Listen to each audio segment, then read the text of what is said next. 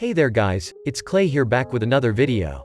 Today I will read chapters 11 to 15 of What If Naruto Was Flung Far Back in Time. More information about the author of the story is in the video description. Anyways, I will now begin. Chapter 11. Start. Naruto was silent on the trip back to the clan compound. The Uzumaki didn't really treat him any differently from before, aside from the fleeting flickers of pity that he picked up on. As masters in sealing, they all understood that the monster within Naruto did not make him a monster himself. But that didn't mean they didn't pity him. And somehow, that was worse than anything Naruto had ever had before. He wasn't even sure how to handle it. He was who he was and that was that. He wasn't any different from the Naruto they knew before they found out that he was a Jinchuriki. Did they perhaps wonder what kind of parents he'd had? Naruto loved his parents regardless of their decision to seal the Kyuubi within him. Did the Uzumaki think any less of his parents? Naruto-kun. The blonde turned to the clan head, blinking once but saying nothing. How old were you really when your parents died? Naruto looked away, unwilling to answer but knowing that his emotions would answer enough. It might not give an exact answer but it gave enough of one for them to realize that Naruto had been very, very young. The day I was born. Naruto eventually whispered very quietly. Then, the way you were treated by the villagers. Quote. The clan head's voice trailed off. Yes. As long as I can remember. Naruto confirmed. I see. No more words were exchanged and Naruto didn't try prompting any further conversation. His thoughts trailed to Takashi. He knew he should have done things differently but this assessment was only in hindsight. There is no use in dwelling on that which has already happened and that which cannot be changed. Kyuubi grumbled sleepily from within Naruto's mind. I know. Naruto whispered back. Then move on. This Takashi human did not give his life for yours so that you could mope all day. Naruto knew that Kurama was correct but he also felt that he needed to grieve just a little longer. Takashi deserved that much. Try harder Naruto. The blonde panted as he rested on his hands and knees. He'd been trying for 4 weeks now and he was pretty darn sure that there wasn't much harder he could try. He'd tried with Kage Bunshin at first. But that had only made it worse, leaving him entirely on his own. Trying to control his bloodline was near impossible. All he'd managed so far was to bend the metal square he'd been given. It was the leaf exercise all over again, only this was worse. It was taking longer with little to no progress. He was starting to think that maybe he didn't have the bloodline after all. There was also a barrier around him, meant to prevent the Kyuubi from harming the clan. Naruto saw it as the Yamato that wasn't here. Still, it was rather depressing to have to wait every time to be let out. It was worse to know that he was caged up like some wild animal but that he couldn't afford not to be. Naruto grimaced before turning to his teacher, the current blacksmith and master of the Uzumaki bloodline. What is the origin of our bloodline? Naruto had had an idea forming for some time now, that perhaps if he understood how the bloodline worked, such as how he had explained Hashirama's Mokuton to the Senju, then maybe he could master his own. Well, isn't that an interesting question? The blacksmith replied, scratching his chin thoughtfully. Naruto had come to learn that in certain positions, an Uzumaki gave up his identity. Such as the clan head became the honorable one, or the clan head and those that mastered the bloodline became what they used the bloodline for. Naruto didn't know what he'd use his bloodline for and he didn't particularly think he'd ever gain enough control to be the blacksmith. When he became clan head though, he was totally changing the rule. He was Uzumaki Naruto and there was no way that was ever changing. I do not know. It was never something I was interested in and never something I ever thought to ask of my sensei. He wasn't a patient man and he wouldn't have told me the answer. The blacksmith continued. However, is this something you need to know? Maybe. If I understood what I was doing, then maybe I could actually do it. Naruto replied, shifting his weight so that he was sitting on the ground rather than kneeling on it. I see. The blacksmith looked away, eyes dimming in thought. Then you should look to the archives. It's sure to be stored in there somewhere. You have 1 week to find your answer Naruto-kun. I cannot give you any more time. The Honorable One was serious about you mastering your bloodline. I understand. Naruto nodded to his sensei and the barrier was dropped. Well then you might as well start now and for your sake I hope you find what you're looking for. And I hope it helps. Naruto didn't need telling twice. He disappeared in a shunshin and reappeared just outside of where all the Uzumaki records were kept. With a small grin, Naruto readied his chakra and stated, "Taju Kage Bunshin no Jutsu." Looking around at the hundreds of copies of himself, Naruto nodded somewhat absently. "You lot know what to do. I don't need to remind you of the time limit either, so no horsing around. Let's go." Naruto learned that the archives were more extensive than what he'd first believed. A lot of the scrolls stored within the archives, however, were largely based on Uzumaki theory that had yet to be tested. There was a whole section on sealing things into living beings, but Naruto knew from experience that that was no longer theory. Not for him anyways. There were things in there that was based on stuff Naruto could neither make heads nor tails about, so he just kind of skimmed it. There were things that made him want to lose his lunch and things that did make him lose his lunch. Rather violently. In the end he made as many bunshin as he could just to cover it all. To his annoyance, there wasn't a lot on time and space. In fact, a good portion of what they had in the archives was a few scribbles signed with Mito's signatures. But it wasn't very in-depth and basically just the beginnings of some ideas that the younger Uzumaki had. He thought that maybe a time and space-based seal would work best for the tailed beasts, but now he wasn't so sure. What could he really do to keep his promise? That was just something he was going to have to work on. He found a section that was rather interesting, that was based upon summoning contracts, but it was all theory-based. Painfully enough, however, Takashi's signature was on far too many of the scrolls, and a sense of foreboding filled Naruto when he noticed that. In fact, it prompted the blonde to stop whatever he'd been doing for a moment just so that he could talk to the fox. "Have you come up with a way to keep your promise, brat?"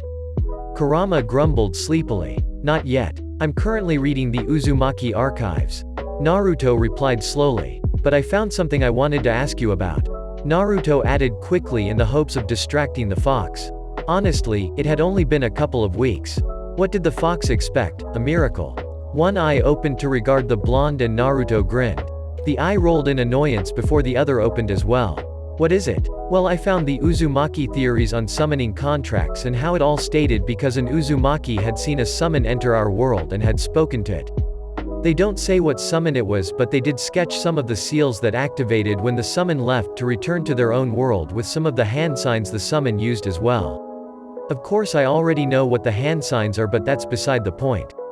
Anyways, so someone else continued researching it, but I don't think they took it very seriously because it's not all that extensive. A few more tried, but again I don't think they tried very seriously. Anyway, all the information kind of exploded and they were actually getting somewhere and they looked really close to finishing it." Naruto explained with wide eyes and gesturing widely as he spoke. "What's your point?" Kurama drawled, blinking once. "The person who was doing it, well, it was Takashi." Naruto muttered, looking to the ground, shoulders slumping. "Well, now is a really funny time to be worried about the consequences of your actions. It's a little late to be considering the space-time continuum and all that which you have interrupted with your foolish arrival."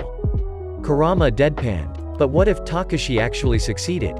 What if he was the one that opened the portals to the summoning worlds and created the first bonds between ninja and summons?" Naruto blurted, growing desperate as his features grew pleading. "What if I messed all that up?" Kurama was silent for a moment. His gaze pinned Naruto where he was, and for some reason Naruto couldn't help but feel that he was being scrutinized more heavily than the times that Kurama had ever weighed up his worth before. His heart pounded loudly as he waited to see what the fox would say. Would he even care? Naruto could feel the sweat beading on his forehead and he forced himself to meet Kurama's intense gaze. Then Kurama closed his eyes and placed his head on his paws, as though all his interest in the matter had vaporized. "It is simple, brat." Naruto almost relaxed but knew better. Kurama's simple was not his simple. "You must take the place of the one you have caused to fall. You must do all that which Uzumaki Takashi would have done in his life." Simple indeed. Now Naruto had to be a freaking psychic and just magically know all the things Takashi was supposed to have accomplished. He should have paid more attention in history class. "And do not forget your promise to me, human." Ouch. A double blow. Human wasn't exactly a compliment in Kurama's eyes. Naruto's gaze hardened. "I know." Suddenly, the extended Uzumaki lifespan just didn't seem to be enough in order to accomplish all the things he needed to do. But he had to start somewhere, and since he already knew a thing or two about summoning contracts. Yeah, that seemed like a good project to start with. So a large portion of Naruto's clones went to finishing Takashi's research on summoning contracts. It was a simple matter for Naruto to just go to the Toads, but they wouldn't know him there, not yet. And he wanted Takashi to get the credit for this. He wanted it to appear as though the older Uzumaki had finished this work just before he died and hadn't gotten the chance to show anyone. The rest of the clones were set on finding out anything about the Uzumaki bloodline and finding anything that would help Naruto with his promise to Kurama. He did find a lot of interesting theories that would help him when it came to Konoha. And not to mention a few sealed blueprints for some very interesting things that he was definitely incorporating into Konoha when the time came to building it. He came to realize that he was going to become a shinobi that no one else would ever be able to surpass. It was a realization that hit him one moment and hit him hard enough to make him pause, to make him actually think about it. He was Uzumaki Naruto, a shinobi out of place. He came from a world that would never again exist, and by his own doing. He was a Jinchuriki, a word he planned to erase the very meaning of. And he was an Uzumaki. One who had been using shadow clones for most of his ninja training. As Kakashi-sensei had told him, using the Kage Bunshin the way he did gave him an advantage that no one else had. And Naruto only saw it now. He was a ninja in a whole other league. One that others would be hard-pressed to surpass for generations to come. While the thought was something that had once appealed so much to him, now it felt oddly bittersweet. Because he finally understood the sacrifices and the circumstances one had to be in order to have such vast amounts of power. It was something he wouldn't wish upon his most hated enemy. And if he had his way, generations to come would never experience such circumstances themselves. The Uzumaki bloodline was based on wind, earth and water. Water for life, earth for strength, and wind for flexibility. That was easy enough to see and understand. Yang chakra worked hand in hand with water to give the metal life form, to make it all possible. Naruto had all the yang chakra anyone could ever want. Was that interfering with the balance? The single scroll he'd managed to find on the Uzumaki bloodline stated that the metal started with the earth chakra and then the water and the yang together with wind being added last. Some Uzumaki picked this up naturally, however. Not Naruto though. He was having a tougher time than what he was supposed to according to the scroll. Again, was that because he was Jinchuriki? It probably was. Naruto didn't know what it was like to be anything different though, so he couldn't be sure. Placing the scroll back where he'd found it, Naruto couldn't help but frown. The scroll itself had been exceedingly vague and had that particular brand of, if you're special enough you'll just get it, kind of vibe to it. Naruto hated those kinds of scrolls. It always made him feel like he was never good enough or just not on the same level as all those that were supposed to just get something. Like those scrolls that were step by step, but they magically went from step A to M and you as the reader were just supposed to know how they got there. Naruto didn't think of himself as stupid, but sometimes he didn't think he was all that smart either. With a sigh, the blonde Uzumaki concluded that he'd learned all that he could from the archives and dispelled all his clones aside from the ones working on Takashi's project. It was time to go back to the blacksmith and resume his training anyway. He was going to try the Kage Bunshin again because while he'd been in the archives he'd noticed that with so many clones, his chakra was stretched rather thinly, but it also meant he could sort of relate to how normal shinobi felt with their much smaller reserves.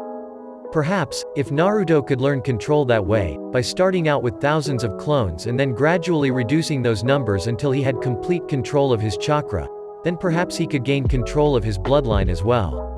The only problem was, that the less of his chakra there was, the more chance of a Kyuubi takeover and hence mindless rampage. But that's what the barriers were for.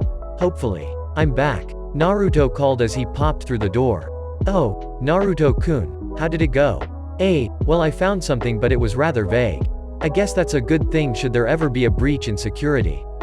Naruto grinned at the last part but even he could feel that it was strained. But I do have a new idea. Mastering the bloodline is largely about chakra control, right?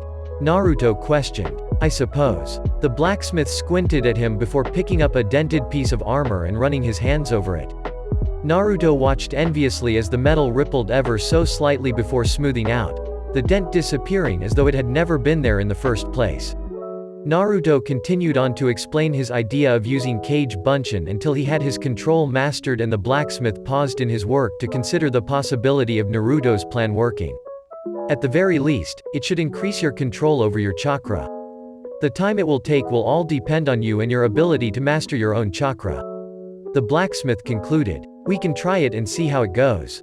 How many Kage Bunshin can you make relying on your chakra alone? A couple thousand. Naruto shrugged. The blacksmith sighed. Alright, I'll go find more Uzumaki to cover the barrier. You're still holding out hope of returning, aren't you? Naruto backed away from the thing that resembled him. It was him, but it wasn't. There was no way his eyes would ever look that cruel, that wrong. But no matter how much he backed away, it followed him, smiling warmly, those eyes belying any warmth its features might show. Naruto tried to calm down, to remember why he was here, why he was doing this in the first place. This was supposed to help him. It had taken him a year and a half to work, though his Kage Bunshin chakra control theory, as it had been rather lengthily dubbed. And it had rocketed his control over his chakra even if the process itself had been painstaking. Yet, it hadn't worked. He hadn't been able to control his bloodline enough for the clan head's satisfaction.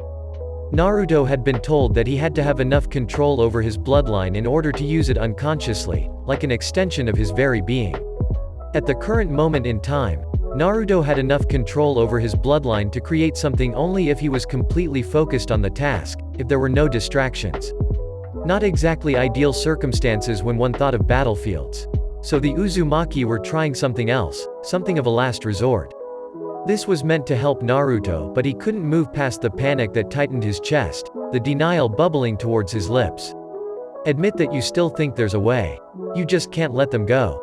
A ritual that was meant to help Naruto move past all that which held him back, that which sabotaged his ability to use his bloodline. You know this won't work, Naruto. A soft growl of annoyance from within Naruto's mind. One that was ignored entirely by the blonde. You're only wasting time that could be spent on other things. Much more pressing matters. I know I can't go back. Naruto yelled out, features twisting into anger. The blacksmith had concluded that perhaps there was something else keeping Naruto from fully utilizing his bloodline. Perhaps there was something else, something that wasn't nearly as physical as poor chakra control. Chakra control was no longer an issue. Naruto could control his chakra as well as any medic nin. He just could not control the Kyubis, and that was what Kurama believed was Naruto's problem. But the Uzumaki believed that perhaps there was a psychological issue that prevented Naruto from gaining control. After all, Naruto's past was not the happiest of ones, and it was vastly different from the life he would have had he been raised in the Uzumaki clan from the day he was born. Since an Uzumaki with the bloodline was not supposed to be a part of the wandering fraction, Naruto knew that all theories were possible and had agreed to a ritual that was meant to cleanse his mind, calm his inner emotions, and help him find peace.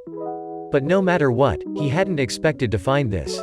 He was physically sitting in the center of an active ceiling array, eyes closed and completely relaxed, but within his own mind, he found himself not in the dark sewers of Kurama's prison but rather a deserted, twisted version of the old Konoha. The Konoha that existed before Orochimaru's invasion. There was no one walking through the streets, leaving Naruto to wander through them, searching for whatever it was that he was supposed to do here. He'd gone to the places he was familiar with, and with every destination, with every empty treasured place, he felt his panic grow.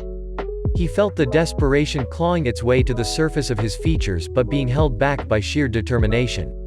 He was completely and utterly alone. A realization that had given introduction to the thing now calmly walking towards a scrambling Naruto. It looked just like Naruto, in every shape, form and size.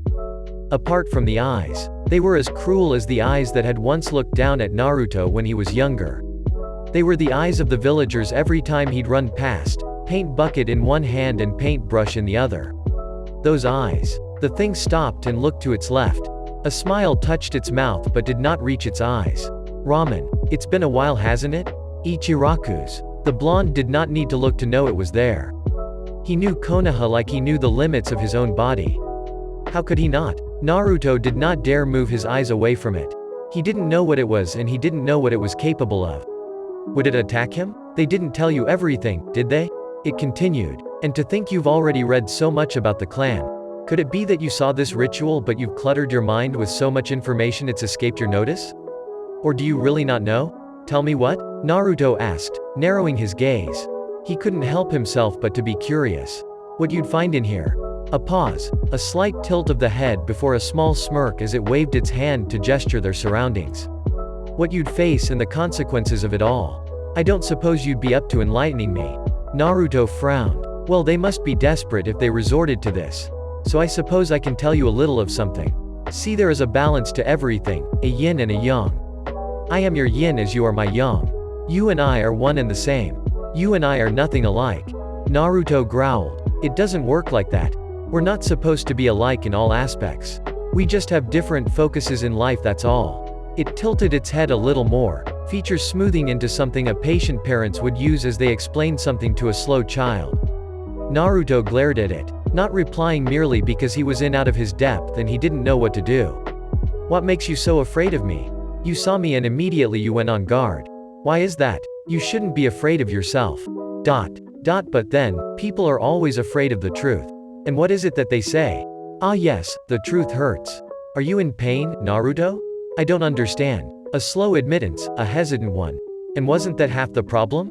Another pause, but this time with a small apologetic quirk of the lips as it looked down. Oh dear. Look at me getting a little off topic here. The Uzumaki sure are trusting of you though. Clan heir and they don't even know you. They don't know what you're capable of. But I know. Orochimaru knows too. He saw a glimpse of it. Heck, even Jiraiya knows. Stop, Naruto demanded, but even to his own ears it almost sounded like he was pleading. What, can't face the truth? It took a step towards Naruto. I am you. I am that anger you feel, that rage. All that pain. When the village of Konoha rejected you, when all you wanted was a friend but got nothing in return. I am that answering emotion. I am every bad thought you've ever had, every negative emotion you've felt. And I'm not about to go away. It took another step towards Naruto. The Uzumaki didn't tell you that there was a chance that you wouldn't be waking up when the ritual is over. They didn't tell you that unless you can beat me, I'll be the one waking up. I can beat you. I'm stronger than you obviously. Because I'm the one that's in front. I'm the one that the world sees. By now, it was standing right in front of the blonde and it smiled softly. But Naruto, didn't you know? Darkness is usually in the shadows. Naruto struck out, only for the other to dodge, to meet his every punch and kick. Naruto tried to hit the other with everything he had but it just wouldn't work. They knew how the other fought and as such they were at a stalemate. It's impossible to beat me. You should just give up. It laughed as Naruto panted, trying to catch his breath. It's all in my head, it's all in my head. But the chant that Naruto had taken to saying over and over within his own thoughts didn't appear to be helping. Every blow they exchanged felt as real as any fight Naruto had ever been in. He was running out of options and he didn't know what to do. You're not me. Naruto growled as he glared at the warped image of himself. Because if you were, you'd know that I never give up. Especially when it comes to my comrades. Oh? It smirked as though Naruto had given it exactly what it wanted. What about Takashi then? And Team 7? You gave up on them pretty quickly. You just accepted that there was no way back. Hell, you didn't even try to help Takashi. That's not true. Naruto didn't bother trying to back up his statement with a blow because by now he knew that there just wasn't any point. Not yet anyway. So I'm right. You do still think you're going back. Naruto froze at that. He didn't understand what that had to do with anything. He didn't understand why the other kept going back to that. You haven't come to terms with the fact that you're stuck here and you're never going to see all your precious people ever again. You still hold out hope for finding your own way back. What? Did you think you could just spring Konoha up from the ground and then quickly hop on over back to your true present? It's not that simple. Building an entire village of shinobi is not that simply. You can't unify those whom have been fighting for generations overnight. And you can't go back. It won't be the same and you won't be the same. Naruto grit his teeth as his glare hardened, his anger growing. What do you want from me? What am I supposed to believe in if not in the fact that I'll see them all again? Uzumaki live for a long time. It's possible. You're a Jinchuriki. You're already going to die way before your time. Tsunade told you so. For the first time since it had appeared, Naruto looked away. This was his other half. This was the truth he hid even from himself. As it had stated, darkness was usually in the shadows. Had he been holding hope of returning? Probably. Perhaps there was a part of him that believed if he learned enough about seals, if he grew strong enough then he could build Konoha and then go back to his present. Was that what he wanted? Do you want to know something, Naruto? The blonde didn't want to listen to this twisted version of himself but then, most people didn't like listening to the truth. Still, was this thing, this other half, telling him the truth? You can't control your bloodline for two reasons. Even if you make peace with Kurama and even if you manage to control his rage, you still won't be able to use your bloodline. You haven't found peace within yourself and you never will." Naruto blinked once, thinking the other's words over. He knew those words from somewhere. They were largely familiar. Had he read them? While Naruto didn't reply, the other continued, features almost pitying and tone bordering on comforting. "One of us is going to be stuck here while the other goes back to our life. And you know what, Naruto, I'm tired of staying here. I'm not going to lose. I've been waiting for an opportunity to come out on top and now that I have it, I'm not about to waste it." The other paused, seeming to think for a moment before it smiled, a smile that made Naruto think more of the Kyuubi than himself. "But let's not think of that for a moment. I want to talk a little more about this desire of yours, that silly one where you want to go back to your old life. Why in all of the elemental nations would you want to do that? Why the hell not?" Naruto growled. "Well, for one thing, you might have been the village hero in the end, but it was for such a short amount of time. Everyone just suddenly started being nice.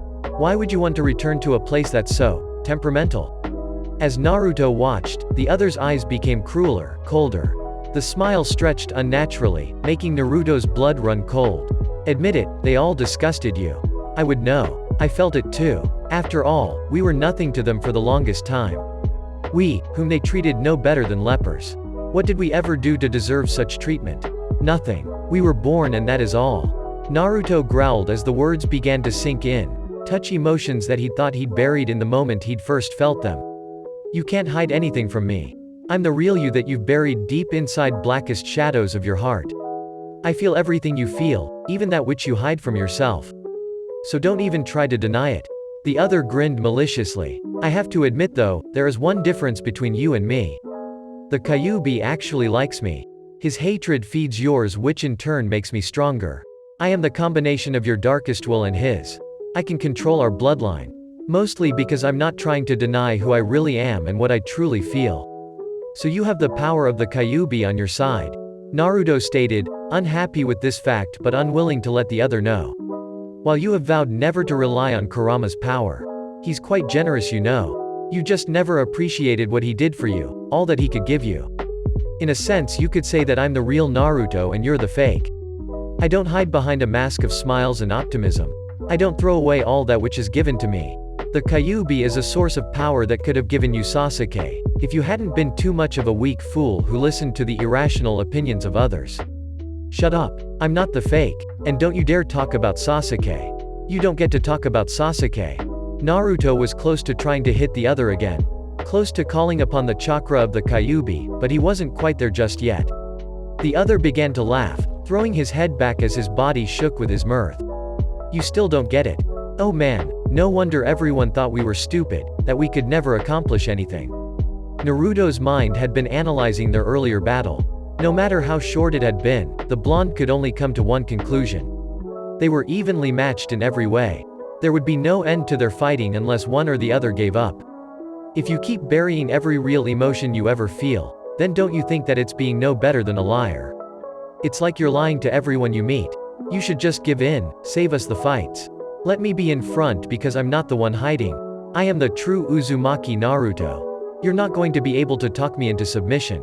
I am Uzumaki Naruto and I never give up. You should know that better than anyone, so stop trying to make me." The other tilted its head to the side slightly, considering something. Then it was gone, only to suddenly appear directly in front of Naruto. "You still doubt the Uzumaki clan's acceptance of you. You're still waiting for them to reject you in some way, to treat you as those in Konoha did. It's why you didn't tell them you're a Jinchuriki. It's why you try so hard to get it all right. You weren't trying for the clan head's position. No, you were trying to remove every reason they could ever have to hate you. Takashi, however, he has a family. One you've been avoiding." Naruto stumbled backwards, not expecting the other's close proximity. Takashi's family. Yes, Naruto knew of them. He'd seen them at the funeral. He'd kept his distance as he watched Takashi's tiny son place a flower on his father's grave. He'd closed his eyes as he'd watched a single tear slip down his wife's cheek. Naruto had cried that night, silently trying to hold himself together as the guilt of what he'd done came back to him full force. He'd slept fitfully, watching the events of that day over and over again. Then he'd been dragged over to the blacksmith for his training and he'd used it as his excuse to stay away. Yet, he'd seen her that night, just before the ritual started. And he hadn't gone anywhere near her. He couldn't even meet her gaze. She was still so young and it made Naruto feel much guiltier. He'd had the power to defend himself. He'd had the means to save Takashi from such a fate, but he hadn't used it. He'd been too much of a coward, too much of a fool to realize that he had to make sacrifices in order to become the shinobi he'd idolized his entire life. Naruto knew that the Uzumaki were different, that they didn't blame him. But then, they didn't know what he was truly capable of. They didn't know how much of what he could do that he was hiding. Takashi's family were Uzumaki through and through. But for some reason Naruto just couldn't let go of the idea that they hated him now, that they wouldn't forgive him. Still backing away from the other, Naruto's first instinct was to deny everything the other was saying. His second instinct was to fight his way to the top, like he'd been doing for all his life. But neither of these options would work. To get out of this, to stop the other, he needed something else, something more than what he was. His mind began to race, 1,000 thoughts coming to mind. He'd read about this ritual. A ritual that was meant to bring about peace, a true oneness within oneself. This was the ultimate test of his character. It didn't always work. Not everyone was strong enough to withstand the pressure. "You can't beat me, Naruto," the other stated with a soft chuckle. "So in that regard I think we've wasted enough time. Let's get to it. I can't beat you by force," Naruto stated just as the other sprang towards him. His words were enough to make the other freeze. "I don't have the advantage over you just as you don't have the advantage over me. If I get angry or frustrated, there's a very real chance that I'm only feeding your power, making myself weaker against you. If I fall towards the Kyuubi, then I'm not better than you." Naruto knew he was on the right path when he saw the other growl, annoyed. "You won't be able to get rid of me. I'm here to stay. I know you better than anyone else." "Well then," Naruto began as a soft smile tugged at his lips. "You should already know what I'm thinking. And I think that you're the one denying the truth this time. So I guess you and I aren't all that different after all." "What are you saying?" A scowl of anger. "Don't act like you don't know." Naruto smirked, seeing the weakness in the other. Then his smile softened. "I realize now that I have to let go of my past if I want to move forward. I'm not saying that I should forget about where I came from. I mean that I should accept the fact that I won't go back. And like you said, even if I do, it won't be the same. I won't be the same. So I decided to stop hoping for that outcome and focus all of my attention on the here and now. I need to let go of the past in order to find peace within myself. It won't last," the other yelled. "You'll mess up eventually and everyone will treat you how they used to. Everyone is just being nice because you're useful. You're a pawn to be used in place of another more precious pawn. They're just scared of you." The other gripped at his jacket as his features twisted into one of agony. It was so hard, so painful. "You can't trust anyone, lest we have to feel all that again. I'm the only one that will ever be able to understand your pain. I'm the only one that will be able to understand what you go through." Naruto looked down, growing serious. "Yeah, trust is important. I'm the clan heir and I can't be a good leader if my followers don't trust me and I them. However, there is something else that is far more important. There is someone else that I need to trust completely, someone that I must trust first before I can move forward. I have to trust and believe in myself. I need to trust the me that all those around me believe in." Naruto watched the realization dawn on the other's features. Along with the realization came a sense of defeat, and Naruto wished the other wouldn't feel that way. Do you consider me a burden?" the other suddenly asked, and Naruto was surprised by the question. "Just what am I to you? Because you exist, I am stronger. I got my strength from your pain and anger," Naruto admitted slowly. "Thanks to you I was able to make it this far. And what am I supposed to do now?" Naruto sensed the emotional disturbance within the other, and he was ready for when the other snapped and struck on in anger, rushing towards to Naruto with a raised fist. "That's simple," Naruto stated as he raised his arms, catching the other in an embrace. "You just become me," Naruto whispered with a soft smile as his eyes drifted lower, not quite closed. "Since you are me, thank you for everything up till today. But everything is going to be alright now." Naruto kept holding the other, feeling the tension leave its body as the fight drained from him. Then he began to dissolve, disappearing into the world around Naruto as that too faded, the ritual coming to an end. When Naruto opened his eyes fully again, he was sitting in the center of a burned seal array with more than a few Uzumaki staring back at him in expectation. Next time, can we just try a therapy session with a Yamanaka? Naruto chuckled weakly, only just realizing how little strength he had left. As he very stupidly made a move to stand, all the blood rushed towards his head and he swayed. The last thing Naruto saw before his world disappeared were the largest green eyes staring at him in concern. Eyes that reminded him of Sakura's, only these were a lot prettier. Chapter 11. End. Chapter 12. Naruto woke up to the sound of liquid falling into liquid, the soft irregular trickle tickling at the edge of his awareness. His mind had already analyzed that it was a rather small quantity and at a density that could be water. Blinking slowly, watching as the world went from blurry blobs of color to recognizable shapes and objects, Naruto came to the conclusion that he had no idea where he was. The colors and decor around him told him that he was still within the Uzumaki compound, but that was all he could deduce. Oh, a sharp intake of breath more than a word. You're awake. That demon in you really does influence your healing factor. Even for an Uzumaki, it's quite impressive. An instinctual observation stated with the smallest hint of bitterness. Naruto shifted his gaze to see those same green eyes, only this time staring down at a cloth in small hands. Further observation told Naruto the cloth was wet and there was a small bowl on the table beside Naruto's head. Forgive my disrespect, Naruto-sama. One small hand touched cherry-red lips as green eyes looked to the side shamefully. Sama, a suffix some felt they needed to add to his name with his position as the clan heir. A suffix Naruto felt was unnecessary. There was no disrespect, Asuna-san. Naruto whispered, trying very hard not to let his thoughts show on his features. Uzumaki Asuna, the wife of Takashi. In fact, it is I who must ask for forgiveness. Startled eyes returned their gaze back to Naruto and it was his turn to look away in shame. The blonde shifted on the bed he was lying in and slowly moved into a seated position. When Takashi, I should have. Naruto cut off, unable to speak due to the rush of emotions he felt, but he had to try and as such he opened his mouth to try again. I was right there, Naruto cut off this time due to the fingers pressed against his lips. The fingers were quickly removed, as though Naruto's skin was molten lava. Asuna's emotions jumped to bashfulness, almost embarrassed with herself for even touching the blonde. Her cheeks reddened and a subtle awkwardness wove into the atmosphere, but it didn't press itself upon them and take the place of the seriousness that soaked their current conversation. I understand. A soft, barely audible whisper. Naruto could only assume that she was trying to move past an awkwardness she had imagined. I am among the most astute censors within the clan. I feel your emotions, and your own sensory strength. Asuna met his gaze briefly and stated with a conviction rarely seen, I understand. Naruto stared with wide eyes at Asuna. She baffled him. Her emotions and actions were not something he was used to. While he was stuck trying to gather his thoughts and emotions, she continued. At first, I couldn't find it within myself to forgive you.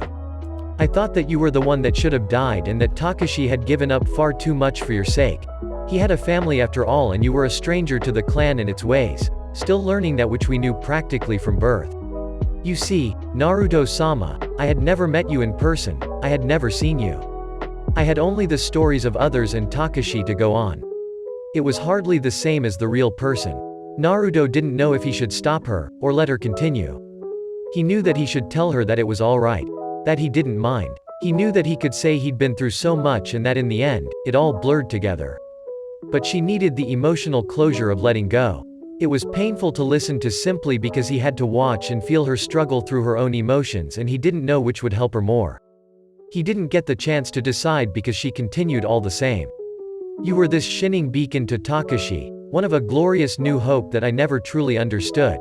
But to me you were the mysterious boy that showed up out of nowhere and took my husband from me. When Takashi was out, it was with you, and when he was home all he spoke of was you, your achievements and strengths, the silly things you'd say or the weird little things that you do. I am ashamed to admit that I grew to hate you, but I grew to love you as well.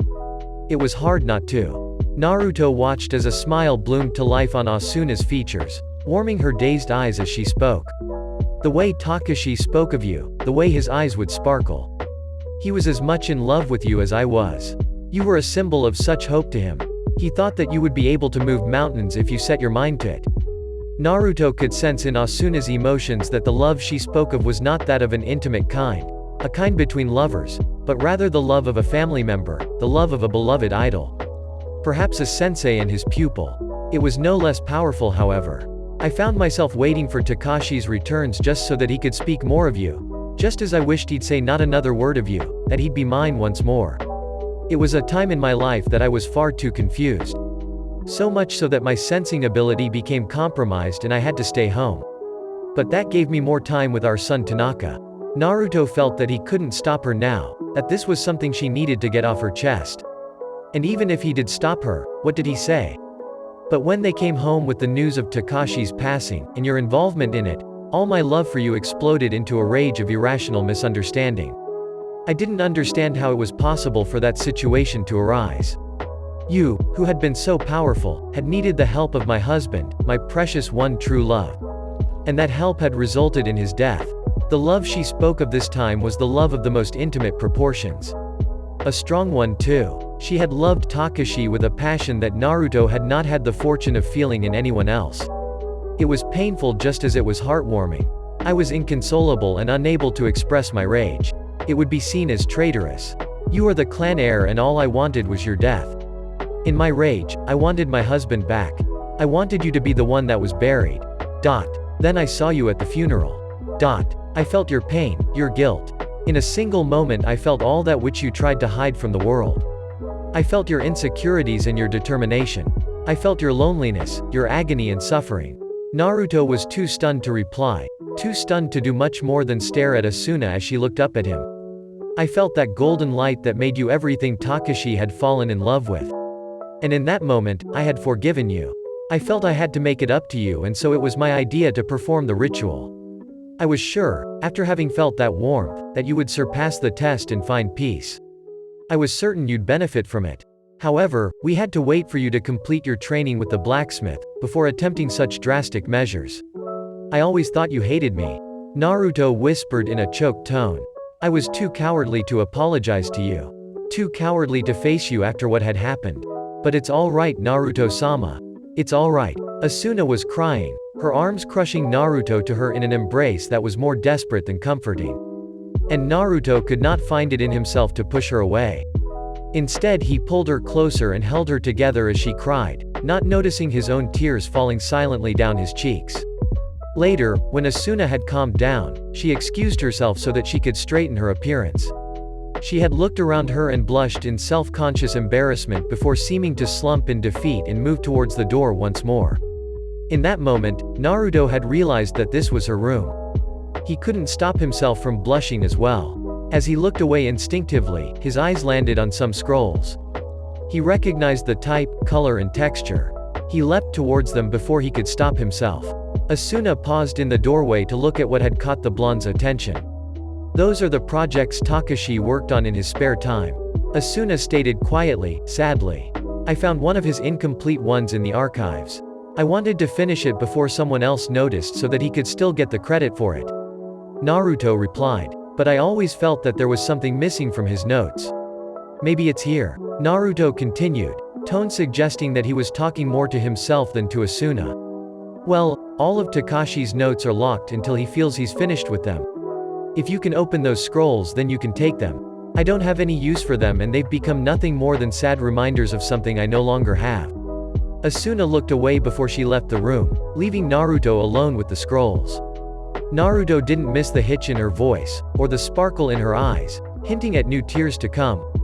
He didn't miss the way her emotions rolled and swirled violently for the slightest moment before settling once again. The blonde didn't know what to feel in regards to Asuna's confessions, and he didn't know what to do about the entire situation. What he was absolutely certain of, however, was the fact that he could no longer ignore those that Takashi had left behind.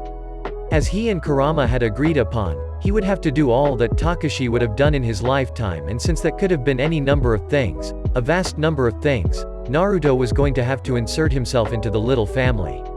He sighed wearily before sealing all the scrolls into one of his own storage scrolls, leaving them for later examination. He wasn't sure how he was going to help Takashi's family, or even if perhaps it would be better without his presence, but his mind would never rest if he left them be. Asuna's outburst was typical of an Uzumaki.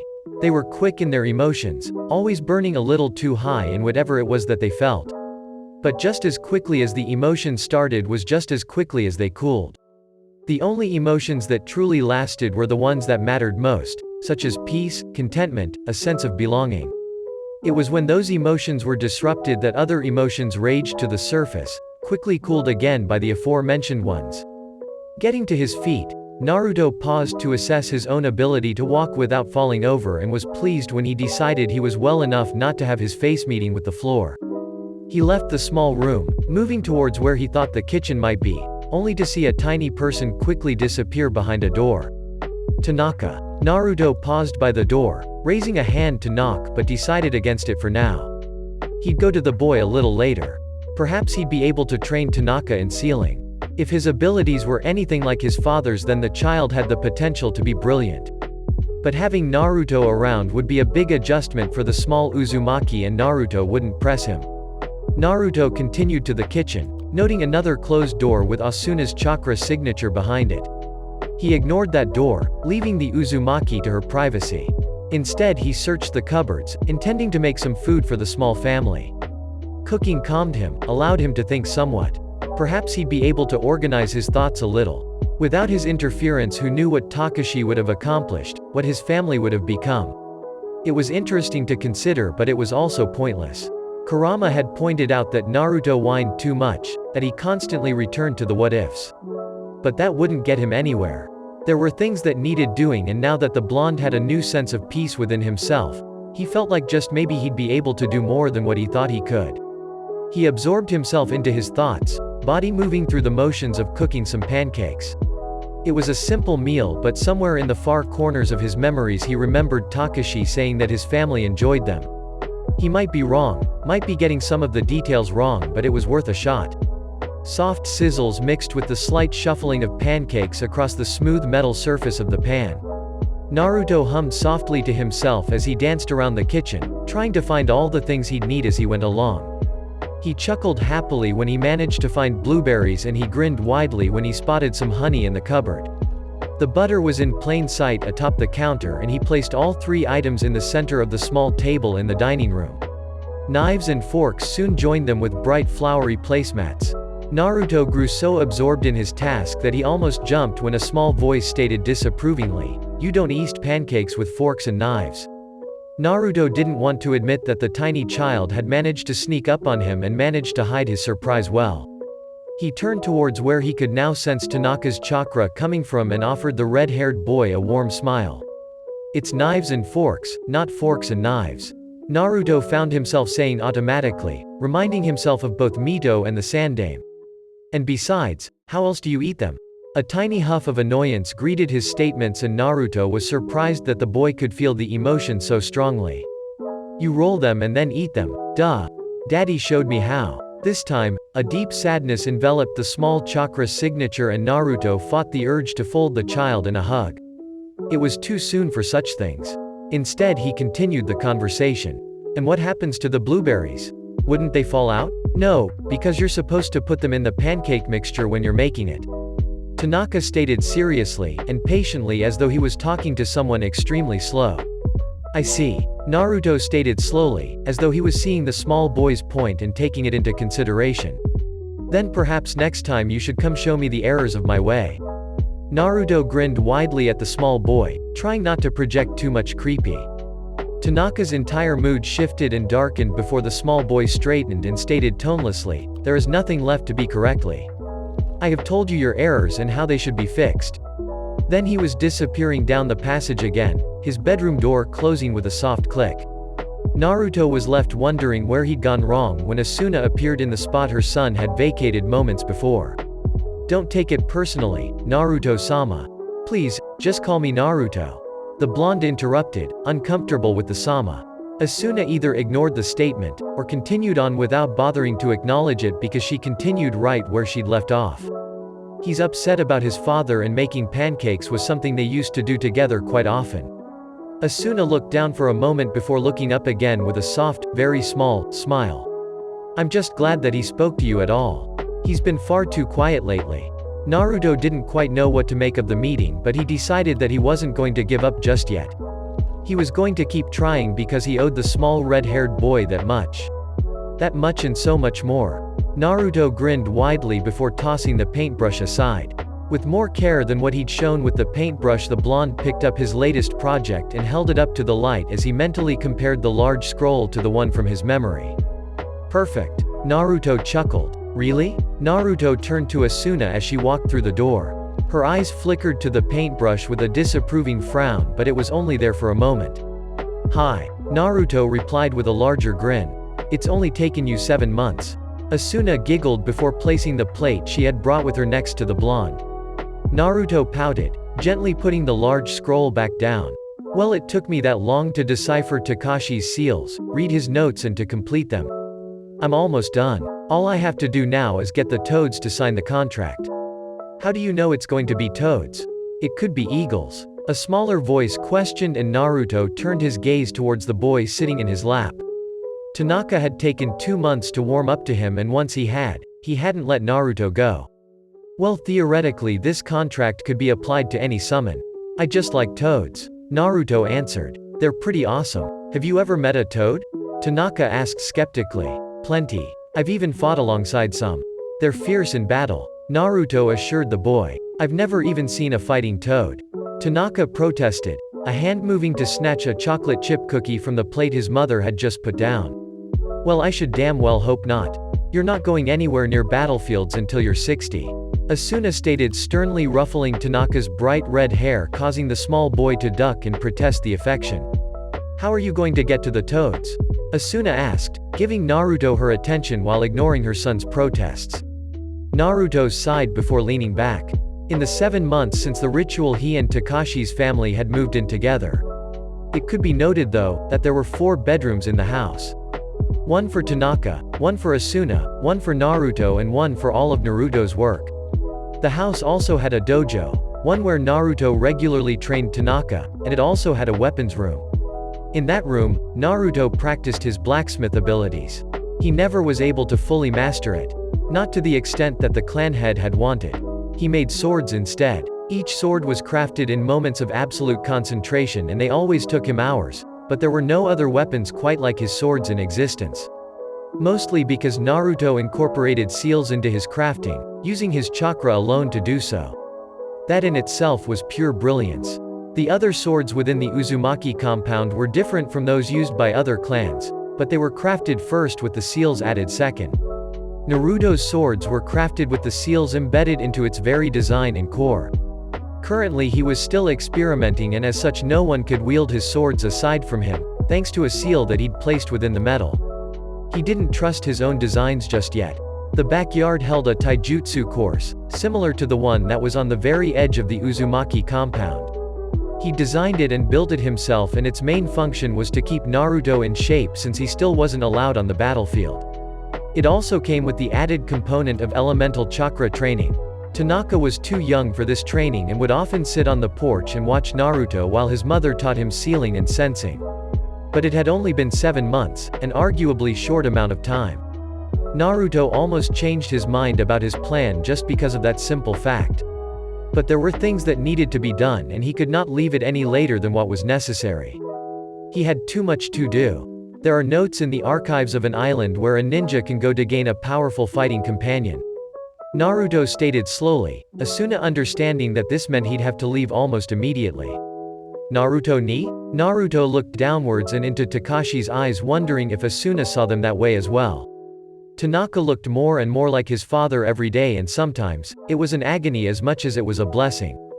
Who taught the animals how to use chakra? I mean, the sage of 6 paths taught the ninja, but who taught the animals? Well, I believe that they taught themselves. Naruto replied with a soft smile as his thoughts traveled to Condor the ostrich. It's like how we see a bird and wish to fly. Maybe they see a ninja and wish to be incredibly awesome as well. Tanaka regarded Naruto very seriously as he considered the blonde's answer before very solemnly decreeing, "You're so weird." Naruto couldn't stop his embarrassed blush as Asuna burst into peals of laughter. Your research into summoning contracts has given you an idea? I think I agree with Takashi's brat. Kurama rumbled sleepily later that night. Physically, Naruto was in the dojo, mediating, while Tanaka watched sleepily from the doorway. It was almost the boy's bedtime. Mentally, Naruto was consulting Kurama with his idea. It has. And we're going to have to find the toads first, before we can go find the tailed beasts. Naruto replied, ignoring the insult. I need to know that the contract works the way it should. You doubt your own abilities? Kurama scoffed. Would you rather I was arrogantly confident, leaping cockily ahead before looking to see what dangers I might face? Naruto smirked in reply, knowing that he had the better point. Kurama shifted slightly before grumbling out moodily, coming from you, it's almost dangerous. I'd never have expected logical reasoning to be your first option. Naruto almost laughed at the sight of the pouting demon, but the harsh words kept his amusement at bay. His younger days weren't really his smartest, but he wouldn't say he was useless either. He'd still managed to accomplish a lot. After all, he'd managed to master Sage Mode and stop pain. Kurama had told him that the shinobi nations had been showing all the signs of war, and Naruto would sometimes wonder what a great ninja war was like. Was it any worse than the era of the warring clans? He hoped to change things so that future generations would never have to find out. That was his goal. So what's this idea about? Kurama continued, not waiting for an answer from the blonde. Wait and see. Naruto grinned teasingly before cutting his meditation session short and moving to pick up the sleeping redhead and tuck him into his bed, a little down the hall from the dojo. Mito-san is going to be visiting the clan in a week, Naruto-san.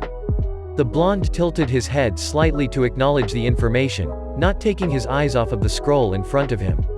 He was currently designing a seal that would be placed into a sword when he was done with it. The sword itself was not of his design but rather that of the blacksmith's. Naruto had been trying to teach his sensei about crafting the seals into the swords rather than placing them on top of a finished sword. This desire was only strengthened by the fact that he recognized the sword.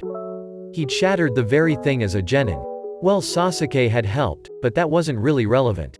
All the same, the sword was powerful, but the metal was weak. Perhaps it had grown weaker over time. Naruto couldn't say for sure. But he did know that after he was done with it, that sword would survive the end of the world before anything happened to it. It was, after all, made for a very special person. Senju Tobirama. Hashirama had several weapons crafted to him merely because the blacksmith believed that with the other's wood style, he had the ability to control a vast number of weapons so long as his control over his bloodline was good enough. Naruto hadn't said anything to anyone, but he'd also taken the time to carefully craft weapons for the two Uchiha brothers. Their weapons were gifts for when the clans were to be brought together. Naruto hadn't told anyone about that either. He just suggested to the blacksmith that since they had such close ties with the Senju and with Mito's marriage to Hashirama, perhaps they should think about giving the two Senju brothers Uzumaki crafted weapons. The clan head had agreed with the idea, stating that it would only strengthen the bond between the Senju and the Uzumaki. It would symbolize, to the Senju, the promise the two young teens showed, and the Uzumaki's approval of them. Hi. Naruto replied distracted to the other shinobi, already forgetting that he'd already acknowledged the statement, while his eyes carefully scanned his design. He hadn't seen Mito in far too long. But he wouldn't be at the Uzumaki compound when she was visiting. The moment he was done with the seal and had seen its creation, he was leaving to go to the Toads. He was almost finished and therefore he'd be done before she came. The blacksmith created swords a lot faster than Naruto did, and how long the creation of the sword took was entirely up to Naruto, his level of concentration and how complex the seal was. Still, he knew it would be done before a week was out. Shall I tell the clan head that you will be attending the dinner on the evening of Mito-san's arrival? No. The clan head and I have already discussed this. He knows that I will not be attending. Naruto replied, finally looking up at the Uzumaki. An Uzumaki who was a rare brunette rather than red-haired shinobi. He received a small bow before the shinobi left, giving one curious glance to the seal Naruto was working on but not lingering. Naruto squirmed self-consciously under the gaze of the toads that surrounded him. It had taken him a month and a half to find Mount Myoboku, a lot longer than what it would have taken him had he been in his true timeline. The extra time had been spent trying to find his bearings with the vastly different landscape that was essentially the same place, just years younger. He'd nearly missed the entrance, a well-guarded and viciously hidden entrance. But he'd been proud of himself all the same when he'd managed to sort of stumble across it. The great Toad Sage had allowed him further passage into Mount Myoboku, and Naruto nearly choked when he saw the age difference. It wasn't as if Gamamaru was all that young, but he didn't look as if he was about to disintegrate into dust at the slight wind either. The Ogama Sennin's vision was still poor, and his form was already larger than that of all the other toads, but he didn't fall asleep all the time, and he seemed to have a far better inkling of his surroundings and the people within them. "Yo, Ojiji-sama," Naruto grinned, raising a hand in cheerful greeting. It was too late to take back the rather brash statement, considering that Gamamaru was not yet a great-grandfather as Naruto had just stated. In fact, Gamabunta was still a tiny tadpole of a toad in comparison to the warrior Naruto knew him to be. It was actually kind of funny to see just how much he acted like his son Gamakichi. The humor, however, was one of those bittersweet ones, where it was simply a reminder of all that which he'd left behind. Pushing that aside, Naruto held his breath to see what the reaction to his statement would be. "What brings you here, shinobi of the Uzumaki clan?" Fukasaku asked gravely. They were not used to human contact as the contract had yet to be established. Naruto knew that even in his true time the toads were still weary of all shinobi who came to them, and it took a great deal to earn their trust. He turned his gaze to the now much younger version of his Senjutsu sensei and smiled softly. "I guess you could call it an opportunity." Naruto shrugged. "Or old memories. Either way, I think we can both benefit from what I have in mind." Naruto moved a hand to his pouch to get one of his storage scrolls. Before he could reach it, however, Gamamaru spoke, slowly and carefully, as though measuring each word. "You are not from this time." A statement of certainty. No. The Uzumaki did not see any reason to lie to the toads. They would know the truth anyway, and lying would not gain their trust. "You have been here before. You walk among these walls and us as though we're familiar to you." This was a soft observation from Shima, seated just next to Fukasaku. "I lived here once. Trained here." Naruto shrugged, moving into a seated position and clasping his hands together. "You were my teachers," he added just before closing his eyes and effortlessly gathering the senjutsu around them. He came to realize now that the senjutsu here was a lot more abundant than anywhere else, and he wondered about that. As his features changed to show his mastery of the natural energy, an even greater stillness filled the chamber, and Naruto let the senjutsu drift away, changing his features back to normal. "A mischievous blue-eyed boy will unite the tailed beasts and change the world." Gamamaru muttered more to himself than the other toads. He kept his gaze on Naruto and stayed silent for a moment. Then he continued just as slowly and carefully as before. "You're not the first Uzumaki to come here. Takashi's fate changed some years previously, shortly after visiting us. We foresaw your arrival and his death. He did, however, manage to explain his cause to us. I told him that you would be the one to complete his work. He did manage to accomplish one of his goals. The Enshinsui." Naruto knew that phrase. But it was something from long ago and his memory was a little foggy. He was amazed though, at the level of insight Gamamaru was afforded. Had he foreseen everything? How much had he told Takashi? "I take it you have completed the contract?" Gamamaru asked, and Naruto nodded, pulling out his storage scroll and rolling it open. Vaguely, his mind recalled that the Enshinsui was the passage between Konoha and Mount Myoboku. The distant body water that allowed small toads to travel to Konoha without having to be summoned. Like when Shima had summoned them to Konoha at Pain's attack. "I hope you are ready for the consequences of your actions, shinobi of the future, for you will face them.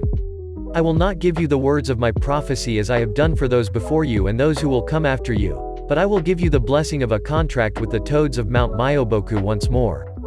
Gamamaru stated warningly, "Step forward, shinobi, and take your place in history as the first toad summoner. A place you will do well to remember, was never meant to be yours." Naruto had never felt the weight of his actions more than what he did in that moment. And for some reason, it scared him more than anything else.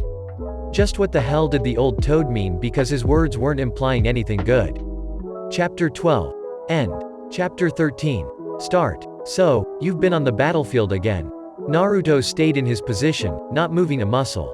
He had just returned to the Uzumaki compound, after finding all the summoning beasts, seeing Hashirama and Madara from afar watching as they learned of their new position as head of their clans, and he'd found all the tailed beasts. It was high time he returned. He was kneeling in front of Mito's father, eyes fixed on the ground, but he replied all the same, "I could not stand by and watch others get hurt, Honorable One." Naruto was now 23 years old, Madara and Hashirama having been clan heads for little more than 2 years. It had taken him 2 years to find all the tailed beasts and to convince them of his plan, his position in the flow of time and his foreknowledge of the future. He nowadays sported 3 long gashes along his back, where even the Uzumaki armor was unable to protect him. Upon his face, a blazing red eye contrasted with a sparkling azure iris. Compliments of his encounter with the 9-tailed fox of this time. It seemed that Kurama could not heal the wounds he himself had inflicted as well as he healed other wounds. A younger, wilder version of the Kyuubi had not been as understanding as the older, 3 generations enslaved Kurama. Naruto's left eye had been damaged and he needed Hashirama's help to fix it. For the time being, he could not afford the disability and relied on the demon within him to see with the same perfection as before. The other 8 demons had been just as welcoming of his presence, and between being crushed by the 8 tails, being nearly drowned, steamed and boiled by the 7, 4 and 5 tails, poisoned by the 6 tails, and eaten by the 3 tails, Uzumaki Naruto had had quite enough of irrational tailed demons. The only one that hadn't given him any trouble was the 1 tails, Shukaku, and that had merely been because the silly sand demon had already been sealed within the temple of a monk guarded rather poorly by the sand shinobi. They were not yet a village, but rather a congregation of people that agreed to get along.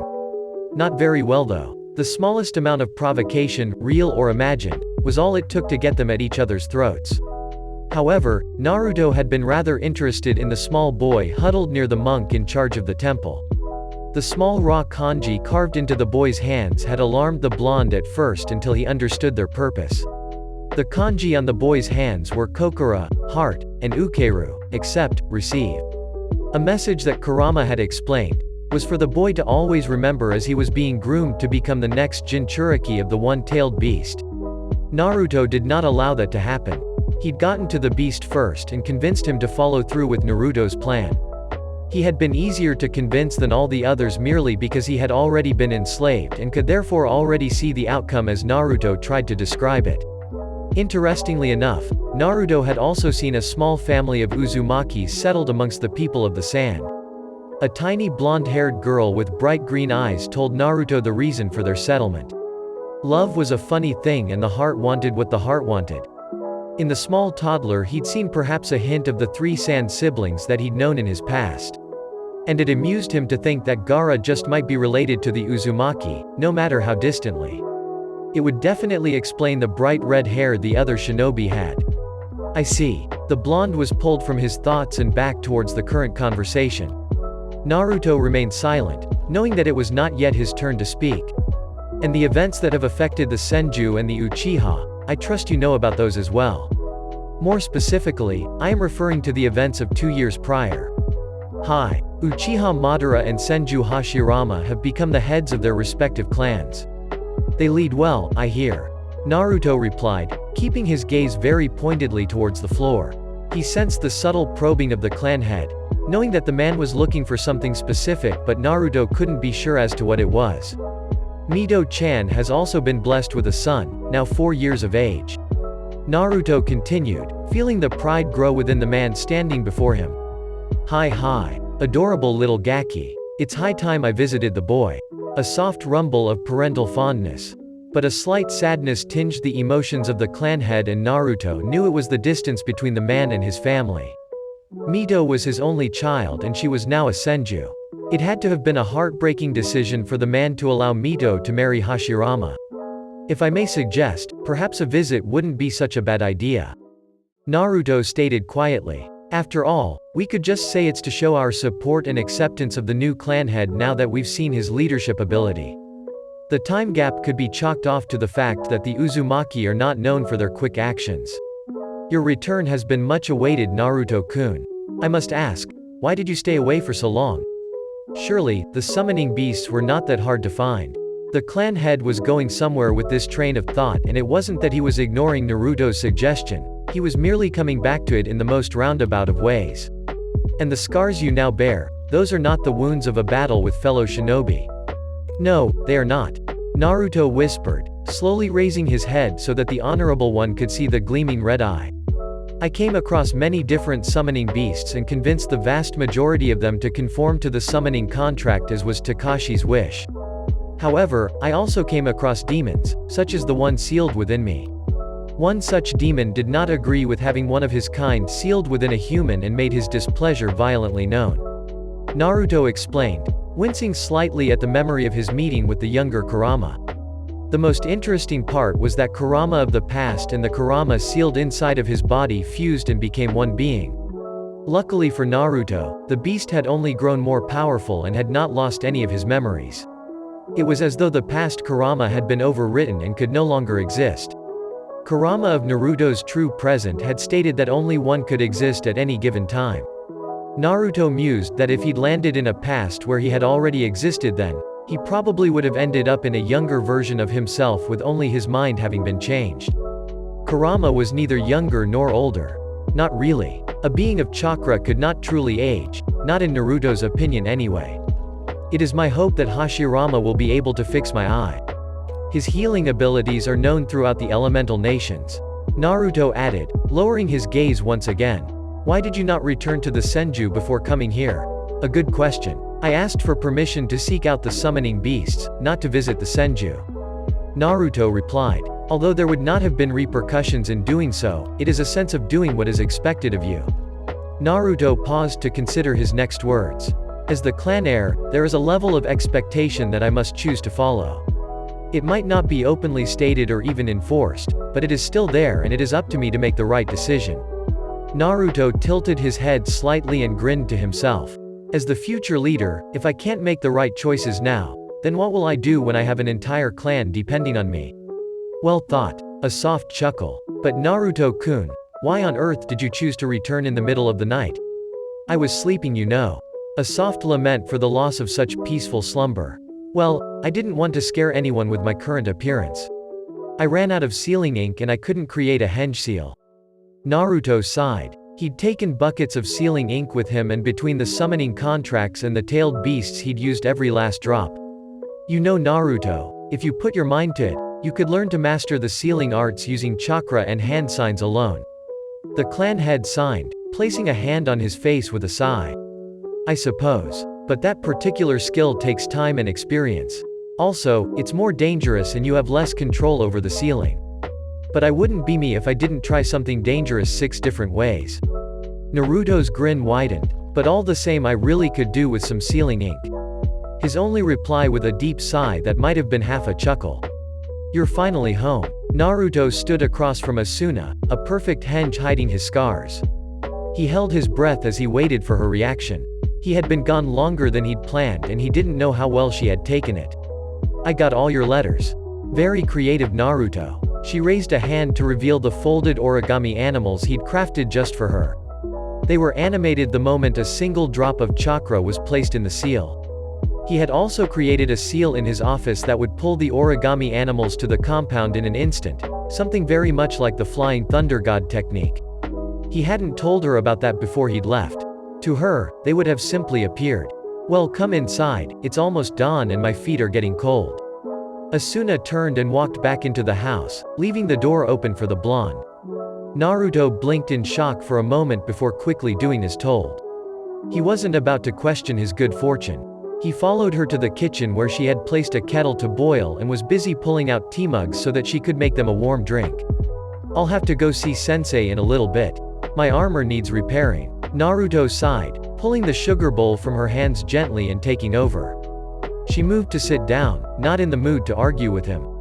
Sensei was the blacksmith and technically Naruto was still under his tutelage since he hadn't yet been able to master his bloodline completely. But he'd given up on ever wholly mastering it. He was happy with the skill he had managed to obtain and quite honestly he didn't really need anything more than what he already had. He was plenty badass enough without the ability to produce metal objects on a whim. Oh? What managed to do that? Asuna was immediately curious and knew that with Naruto's skill that it wasn't a shinobi that had dealt the damage just as the clan head had. A demon. Naruto shrugged, placing a cup of tea in front of her. Kurama had informed him that demon was insulting to the tailed beasts as they were no such thing. But Naruto used the term out of both habit and necessity. Explaining the tailed beasts would be harder than what Naruto wanted to attempt elaborating on without accidentally introducing other topics. I wouldn't think much of it. Demons are infinitely stronger than shinobi. But I know how to get around them. This one just got lucky. My armor took most of the damage. Naruto added. But not all of it. Asuna assumed, and rightly so. It was a scratch. Nothing much. Naruto lied. He hoped she'd leave it there. Perhaps she sensed that hope because she dropped the issue. He was now sitting across from her, his mind already swirling with the next steps. He'd created and established a link with all the summoning animals of the elemental nations. It hadn't been easy finding them all, but he'd managed it. He'd also managed to keep his promise with Kurama in a way that satisfied the beast. The only problem that remained in that regard was Kurama himself. But Naruto was already working on an idea there. Now, the next step was Konoha. Well, maybe that was jumping just a little too far ahead. He still had to be named the clan head, and hopefully, that wasn't too far into the future.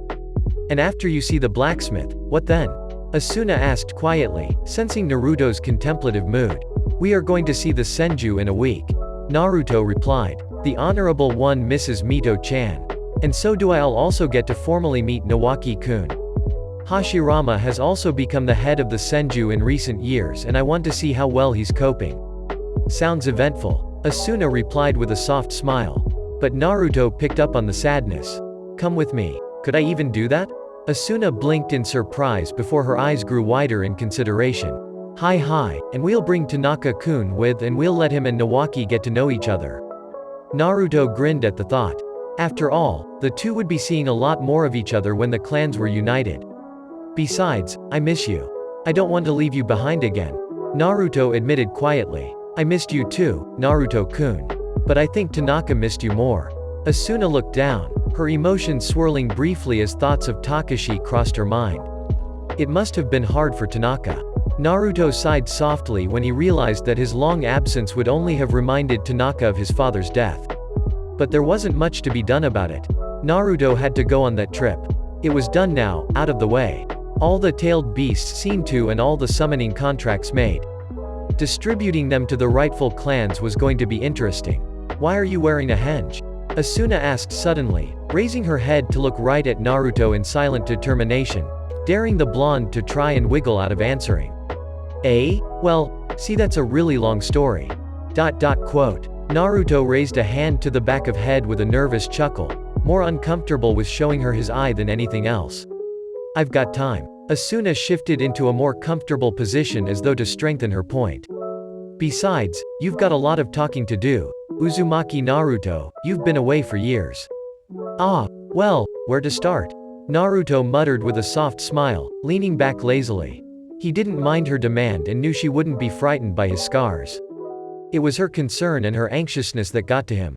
The way her eyes would widen in horror, imagining all the pain and suffering he might have endured and then overthinking it to 10 times the intensity it might have been in reality. But that was Asuna, and he really wouldn't have her any other way. So talk he did, slowly dropping the henge he'd taken to keeping in place. Hashirama frowned down at the scrolls surrounding him, a deep crease in his forehead. The missions he had to allocate were always a hard one. He constantly worried that he'd given a mission to someone who didn't have the skills needed to complete it and come home safely.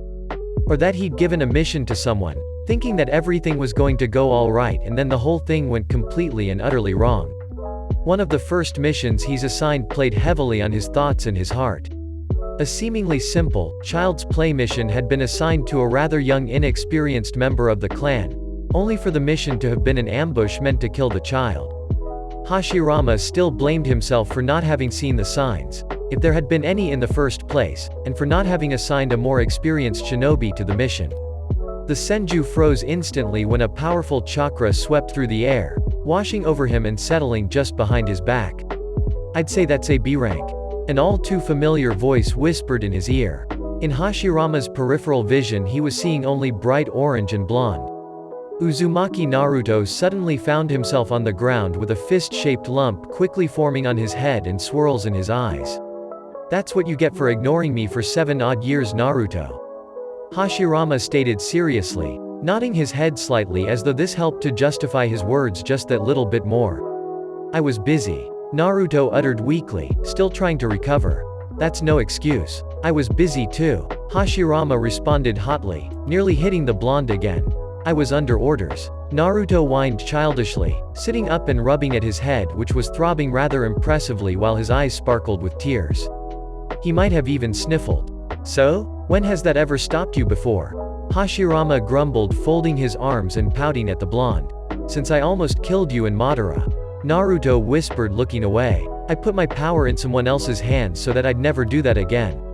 I obeyed the clan head, went to train, so that I could never lose control ever again. Hashirama remained silent as he took in Naruto's words. The way the blonde looked to the side and not up at him. Shame, guilt. It still played heavily on Naruto. Hashirama supposed that Takashi's death didn't help matters. So, you've been training? Hashirama knew better than to press the topic of Naruto's Kyuubi-induced rampage. Did you manage to get anywhere? Naruto looked up again, eyes taking in the longer hairstyle, carefully tied back by a white cloth. Naruto's own forehead was covered by a blank headband he'd had made shortly after joining the Uzumaki, ready for when Konoha was created. He could sense Hashirama's chakra swirling lazily within the other shinobi's core. Even now, Naruto sensed that Hashirama's power was greater than his previous sensei's. Both Kakashi and Jiraiya, neither of them could have compared to the Senju, and they had been much older than what Hashirama was now. Naruto had come to realize that he'd always had his sensing ability, he just never realized it. It had been more of an unconscious thing, only brought forward when he'd been unable to properly defend himself, unable to do anything really. But looking at the Senju, seeing features still slightly boyish and feeling his power. It made Naruto more sad than awe-inspired. I still cannot use my bloodline like you and Madara can. But I have managed to increase my control over it. Naruto shrugged. The clan head has decided that I shall return to the battlefield and start taking missions again. There's not much else we can do. Speaking of the clan head, where is he? I thought he was coming with you? Hashirama questioned, eyes immediately moving towards the window and chakra stretching out to try and sense the other Uzumaki that were supposed to have come with Naruto. I'm glad about your return to the battlefield though, it means I can see you more. Madara and Izuna will be happy as well. The Honorable One asked me to express his apologies but, well, he's not very interested in seeing his son-in-law. That's a quote, by the way. Naruto grinned. He went straight to Mito-chan. Naruto's grin softened to a warm smile. I heard about Nawaki, saw him from afar once or twice. He's a good kid, Hashirama. He's gonna be a strong one. You think so? Hashirama had been smiling at his father-in-law's antics, but a strange anxiety seemed to grasp hold of him at the mention of Nawaki's strength. Hi. It's a latent potential. Naruto replied carefully, trying to sense out more of Hashirama's confused emotions. You don't want him to be a shinobi? Naruto guessed softly. No. Not at all. Not even if he had my bloodline. Hashirama agreed. To be honest, I'm glad my father died when he did. Another year and Nawaki would have been forced into training, if even that long. I gave it a few weeks. Tobirama said the circumstances of the clans at that current moment gave me a few months. Naruto hid the flinch as a soft cough. Hashirama and Tobirama had chosen not to question the circumstances of their father's death because they had gained everything from the older Senju's passing. They had been secretly praying for the man's death, hoping against all odds that something would grant their prayer. So when it came to pass, they weren't exactly going to pick at it. They loved their father, and they respected him but... They just accepted it because Nawaki meant more to them than their own father. Nawaki was a symbol of innocence they couldn't bear to see destroyed, not knowing that Konoha was so close. He was the representation of their fallen brothers, and in a way the two brothers blamed their father for the death of their siblings. Madara, on the other hand, might have hated his father's ways, hoped for a miracle, and prayed for an honorable death for his father at the hands of the Senju, had still loved the man. He had noticed a flaw, picked at it, pulled the thread, and it was slowly unraveling. Would he come to know the truth? Naruto knew that Madara only half-heartedly investigated his father's death, due to some warped sense of obligation.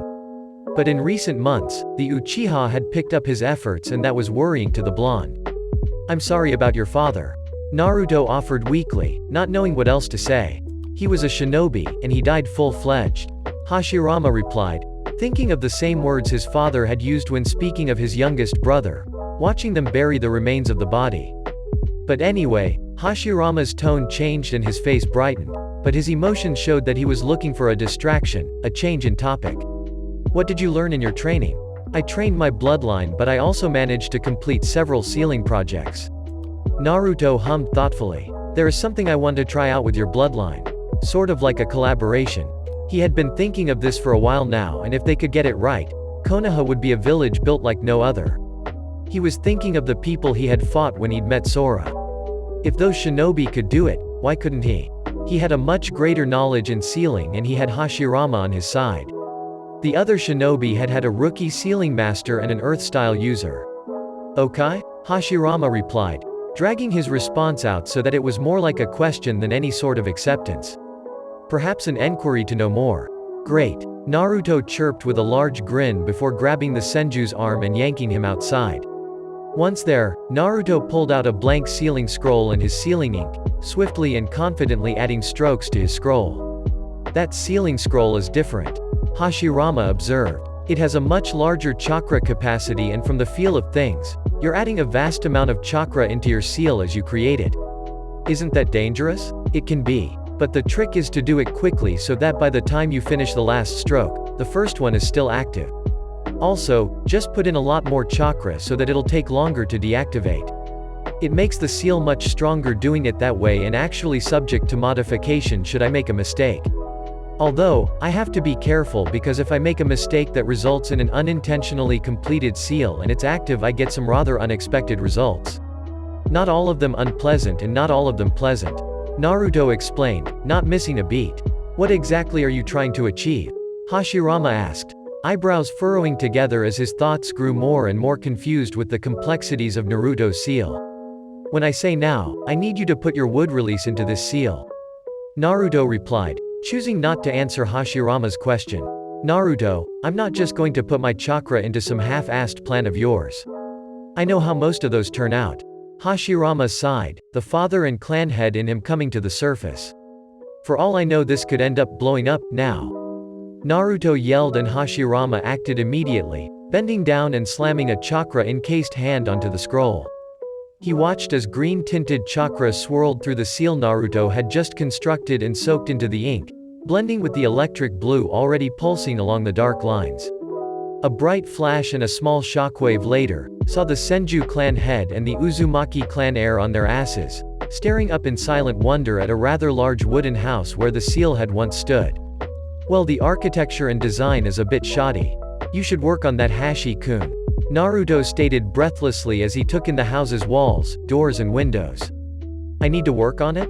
Hashirama spluttered. I didn't even know what was going to happen. But you still listened to me. Naruto pointed out with a shrug, getting to his feet and approaching the house. Although the ceiling needs work. Ceiling? What seals? The Senju's focus went onto the new topic immediately, all other accusations forgotten in the face of the new creation. It's got seals all over it. Can't you sense them? Can't you physically feel them? Naruto blinked owlishly at the younger shinobi, amazed that the Senju didn't see what was to him plain as the nose on anyone's face. That's what makes it a collaboration jutsu. Naruto touched the smooth surface of the door, feeling the chakra pulsing within the wooden grains. It's a long way off from being perfect though. It's going to take a lot of test runs and do-overs. But essentially I think this could work. What do the seals do? Hashirama asked, staring at the wood as well, trying to pick out the lines of chakra that he could feel but could not see. Right now? Well, it's the basis of the whole structure. It'll also stop low to mid-level attacks. And it's fireproof. Naruto replied thoughtfully. I didn't want anything too complicated. Too complicated, he says. Mito's voice huffed playfully from behind them. You've come a long way, Naruto-kun, since we last saw you. At any rate, you've soaked up all the information in the archives, I'll bet. Yeah, about 4 years ago. Tried to find something on the Uzumaki bloodline but... Quote. Naruto's sentence trailed off, a better indication of his success than words could ever be. His features brightened suddenly before he dashed away from the chakra-saturated house and straight towards the redhead. He picked her up in a crushing hug and swung her around. Naruto. Mito protested with a laugh. I still need to breathe. Naruto loosened his grip and stopped spinning Mito around. But he didn't let go. She sure had grown up since he'd last seen her. The years were lost on him. He honestly couldn't remember how old he was, or even how old Mito was. Late teens by the looks of it. Perhaps even early 20s. She truly was a beautiful woman. And it served to remind him of how much time he was losing, how many shinobi were dying in the senseless clan wars. He had to hurry, which was why he had taken it upon himself to take care of the previous clan heads. Naruto let go of Mito with that dark reminder raging a burning line through his thoughts and mind. It was something he would have to deal with and come to terms with. He would have to choose if he would tell the others of what he'd done. But for now he was happy to be where he was. He pasted a smile onto his features and looked behind Mito to where he sensed a familiar yet foreign chakra, happy and strong in a way that no other bloodline could be. Senju Nawaki. He could have been about 4, maybe 5. A grinning child clasped onto his grandfather's side, honestly enjoying his mother's happiness regardless of the fact that he knew nothing of the man making his mother laugh. And that was a saddening thought. Nawaki did not know Naruto, had never met him. How time flew. ... The blonde walked up to the boy and went down on his haunches so that he was level with him. He offered a true, warm smile and stuck out his hand. He knew that Nawaki would not have an idea as to its meaning, but the boy would have seen his father greet many shinobi and therefore know what to do. Nawaki glanced at his hand before his grin widened and tiny fingers gripped 3 of his and shook as violently as the small boy was able to manage in his enthusiasm. Naruto chuckled at the antics, his smile widening. But shinobi instincts and reflexes had him jerking backwards when Nawaki's hand shot towards his face, his damaged eye. He only just managed to stop himself from grabbing at the boy's hand and no doubt startling the boy into tears. Hurt, Nawaki stated with a soft frown, hot fingers brushing against the scarred flesh around his eye. Nawaki had taken a step forward to even be able to reach Naruto's face, and this time Naruto hadn't jerked back, his eyes nervously catching Mito's watchful gaze. Hi, hurt. Naruto agreed in surprise. You're wearing a henge, Naruto-kun? Hashirama asked with a frown. The Senju leader was surprised that he hadn't seen that immediately. Naruto's henge could only be seal-enhanced. But that did beg the question of how his son was able to see something he hadn't seen until it had been pointed out to him. Naruto sighed and slowly pulled away from Nawaki's curious touch. He straightened to his full height and for a moment Hashirama was taken aback by how tall the blonde had gotten. Naruto glanced towards the other Uzumaki, seeing Asuna with the clan head and Tanaka. Asuna moved a step towards him but didn't immediately rush over. Apparently it isn't a very good henge if everyone can see through it. Naruto muttered, fingers coming together as he focused his chakra. Before he could remove the henge, Asuna moved towards him and pulled his hands apart, shaking her head. She leaned up and whispered in Naruto's ear, not in front of Tanaka. The statement confused the blonde, but his obeyed all the same. Asuna went back to the small party of Uzumaki that had traveled with the clan head, Tanaka's vibrant red hair sticking out from next to the clan head himself who had taken a liking to the boy on the trip to the Senju compound. Naruto watched the small boy carefully, thinking back to some of the nightmares that plagued Tanaka's sleep. Had plagued his sleep. Naruto couldn't be sure anymore because he hadn't been there for far too long. Tanaka knew that his father had been killed by an Uchiha and he knew that the Uchiha had red eyes. He didn't know anything about Sharingan and swirling Tomo. Just red eyes. Actually, Hashi-kun, I do need your help. Naruto turned to the younger shinobi and gestured to the newly created house. Mito didn't follow, instead holding out her hand to Nawaki and guiding the small child towards Tanaka and Asuna. Nawaki's eyes followed them curiously as they walked to the wooden house, but not protesting his mother's gentle guidance to go towards the other Uzumaki. The clan head, however, followed silently, curious about Hashirama's healing abilities. Where's Tobi-kun? Naruto asked as he pulled open the door and stood back to allow Hashirama and the clan head to enter first. Inside the house wasn't too complicated. It was small and bare, with no walls. On a mission. He's due back tomorrow, provided everything goes smoothly. Hashirama replied with a sigh. I figured you'd never let him leave the compound once you became clan head. Naruto chuckled. Hashirama huffed before muttering, I tried but the stubborn baka wouldn't let me. The reply only made Naruto laugh more. Once the door was shut, Naruto dropped the henge, letting his scars emerge slowly. He then suppressed Kurama's chakra to his eye, letting the true extent of the damage show. I don't know how much I can do, considering it's partially healed already. Hashirama hummed. He was good at hiding his surprise. But he, like the clan head and Asuna, knew that it wasn't anything ordinary that had caused these wounds. What had Naruto been doing in the years that had passed since that fateful day on the battlefield? Well, I think it's really my eye that bugs me more than anything. Naruto admitted sheepishly. I mean, scars are cool and all, but a ninja needs perfect vision. I know Kakashi-sensei only had one eye to work with most of the time, but he still had two and he was a prodigy and so he was really good at only using one eye. And his other eye was a Sharingan. Naruto realized what he was doing and closed his mouth with a nervous chuckle. Don't let me bore you with my ramblings. I should just let you do your thing. The clan head tilted a head in curiosity. Naruto rarely said much about his past. In fact, he said so little it was almost like he didn't have one at times. But the pain he felt when he was thinking about those from before he came to the Uzumaki was real enough that no one questioned him about it. This was the first time Naruto had mentioned having any sort of sensei before. And a prodigy at that. But there wasn't a Kakashi anyone who was a prodigy at anything in the clans at the moment. So once again, where had Naruto come from? Hashirama huffed wearily before waving a hand at Naruto, gesturing to a growing chair and muttering something about Naruto sitting down. The blonde obeyed without a word, listening to the younger shinobi as easily as he would to his own clan head. Some wondered about that. Naruto saw Tobirama and Hashirama in a way that was odd to the Uzumaki. Those that were around the blonde when he was with the Senju brothers could all feel the deep-rooted respect and awe the young Uzumaki had for his Senju comrades, and it was baffling. It was almost the same as what a younger brother might feel towards an older sibling they were emulating. But it was deeper than that. And no one could understand it. But they didn't question it. Naruto was weird like that all the time. He looked at the Senju with all the adoration any one being could muster and then some. But he also had this strange sense of longing. But it wasn't a conscious thing. Yet, it was Naruto, so no one really wondered anymore. They just accepted the blonde and all the oddities that came with him. He was Naruto after all. Hashirama placed a finger on Naruto's eyebrow, another on either side of his eye, and added one over the closed lid. I need you to keep very still, Naruto-kun. I'm going to probe the damage and see what I can do. Naruto's other eye remained open and he watched in complete fascination as Hashirama effortlessly pulled at the senjutsu around them. Dark brown eyes lightening to a golden chestnut as it swirled through his chakra coils and towards the hand on Naruto's face. Naruto held back a gasp as the senjutsu filled his own coils and cells, touching them briefly before disappearing again.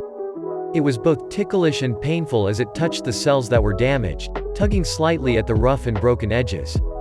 Naruto only knew this much because he himself was proficient at senjutsu. But not at this level. He just didn't have Hashirama's focus. Tsunade Bachin medical ninjutsu just couldn't compare. She had come in leaps and bounds where chakra medical ninjutsu was concerned, but senjutsu-laced medical ninjutsu. And there hadn't been anything to teach her this, to indicate a direction for her. With this knowledge, she might have even been able to save all that she'd lost. But that was something Naruto would never know, hardly begin to change. Tsunade would have to learn all this on her own, if she was able to.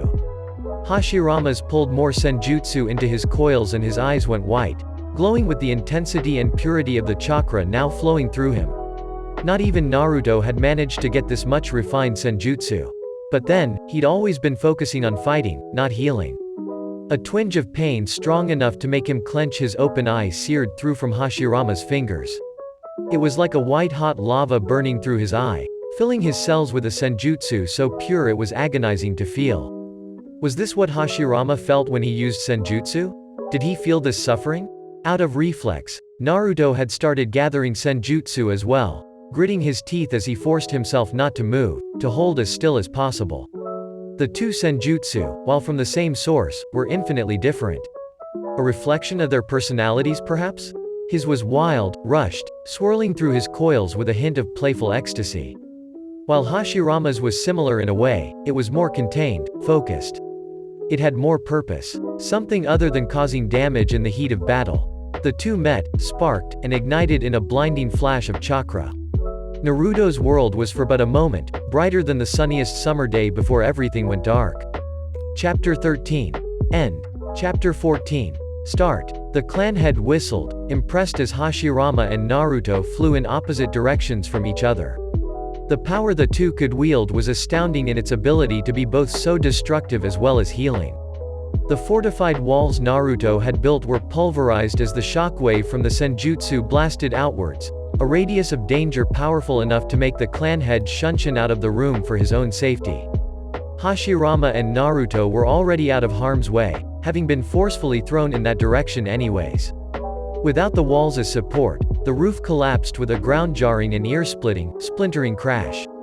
Strangely, the explosion itself hadn't caused much of a noise, other than the destruction of the newly created house. What the hell? Hashirama wheezed as he pulled himself out of the rubble of the wall he'd landed against, causing most of the damage as he had done so. That baka. What the hell was he thinking? His heart was racing, his mind spinning with all the possible things that could have gone wrong. Naruto might have even been killed for all he knew. As it was, he was feeling incredibly lucky to be alive and relatively unscratched. Mito rushed towards the Senju, concern blazing in her eyes. She immediately started checking Hashirama over for injuries, the other standing still and letting her.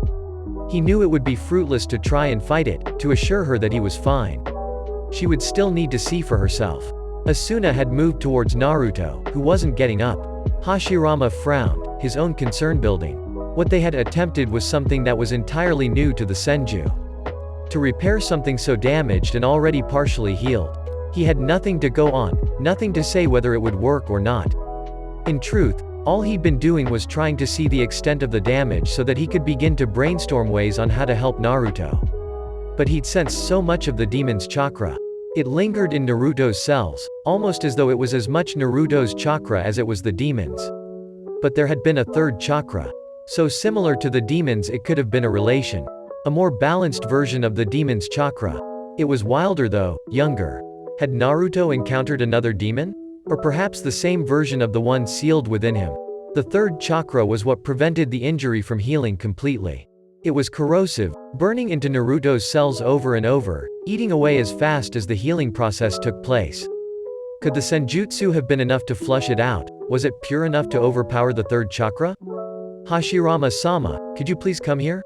Asuna asked quietly, bowing her head slightly in Hashirama's direction. I'm not sure how to help Naruto-san as I do not know what happened. Hashirama winced as he took a step, silently noting that he was going to be feeling this one in the morning. He glanced in the direction of the blonde as he walked towards him. Naruto was sprawled across the rubble of his own creation, not moving and eyes shut. Hashirama carefully lowered himself so that he was kneeling next to Naruto, hands glowing with regular medical chakra. He hovered his hands over Naruto's form, taking in the little things, the scarred tissue, the heightened chakra coils. All the little indications of Naruto's profession. As he passed a hand over Naruto's face, his frown deepened. Senjutsu lingered under the skin, moving through the delicate coils around not one but both of Naruto's eyes. The scar over his damaged eye was still visible but no longer the angry raw gash it had been moments before. It looked completely healed, faded but still visible. The third chakra appeared to have been flushed out, as well as the demon's chakra, but that was hovering near the edges of the remaining senjutsu, testing the limits of its strength. In time the demonic chakra would return. Hashirama knew from Mito and Tobirama that senjutsu, in concentrated amounts, made his irises appear much lighter. What would it do to Naruto's already crystalline gaze? Other than the lingering senjutsu, Naruto appeared to be perfectly fine. Hashirama poked at a whiskered cheek, growling slightly in impatience when the blonde didn't even stir. His earlier anxiety from the entire incident hadn't completely evaporated but his racing heart had calmed down. He poked at Naruto again, ignoring Asuna's wide gaze of surprise. Oi, baka. Hashirama wasn't one to get annoyed, but that little stunt had scared the living daylights out of him. Naruto's eyes scrunched up as he groaned in irritation. He swatted lazily at Hashirama, not in any mood to actually return to the conscious world. But the Senju would not be deterred. A wave of his hand was enough to send a bucket-sized ball of water splashing on Naruto's face. A loud gasp, rude spluttering and an attempted punch at Hashirama's head later and Naruto was up and wide awake.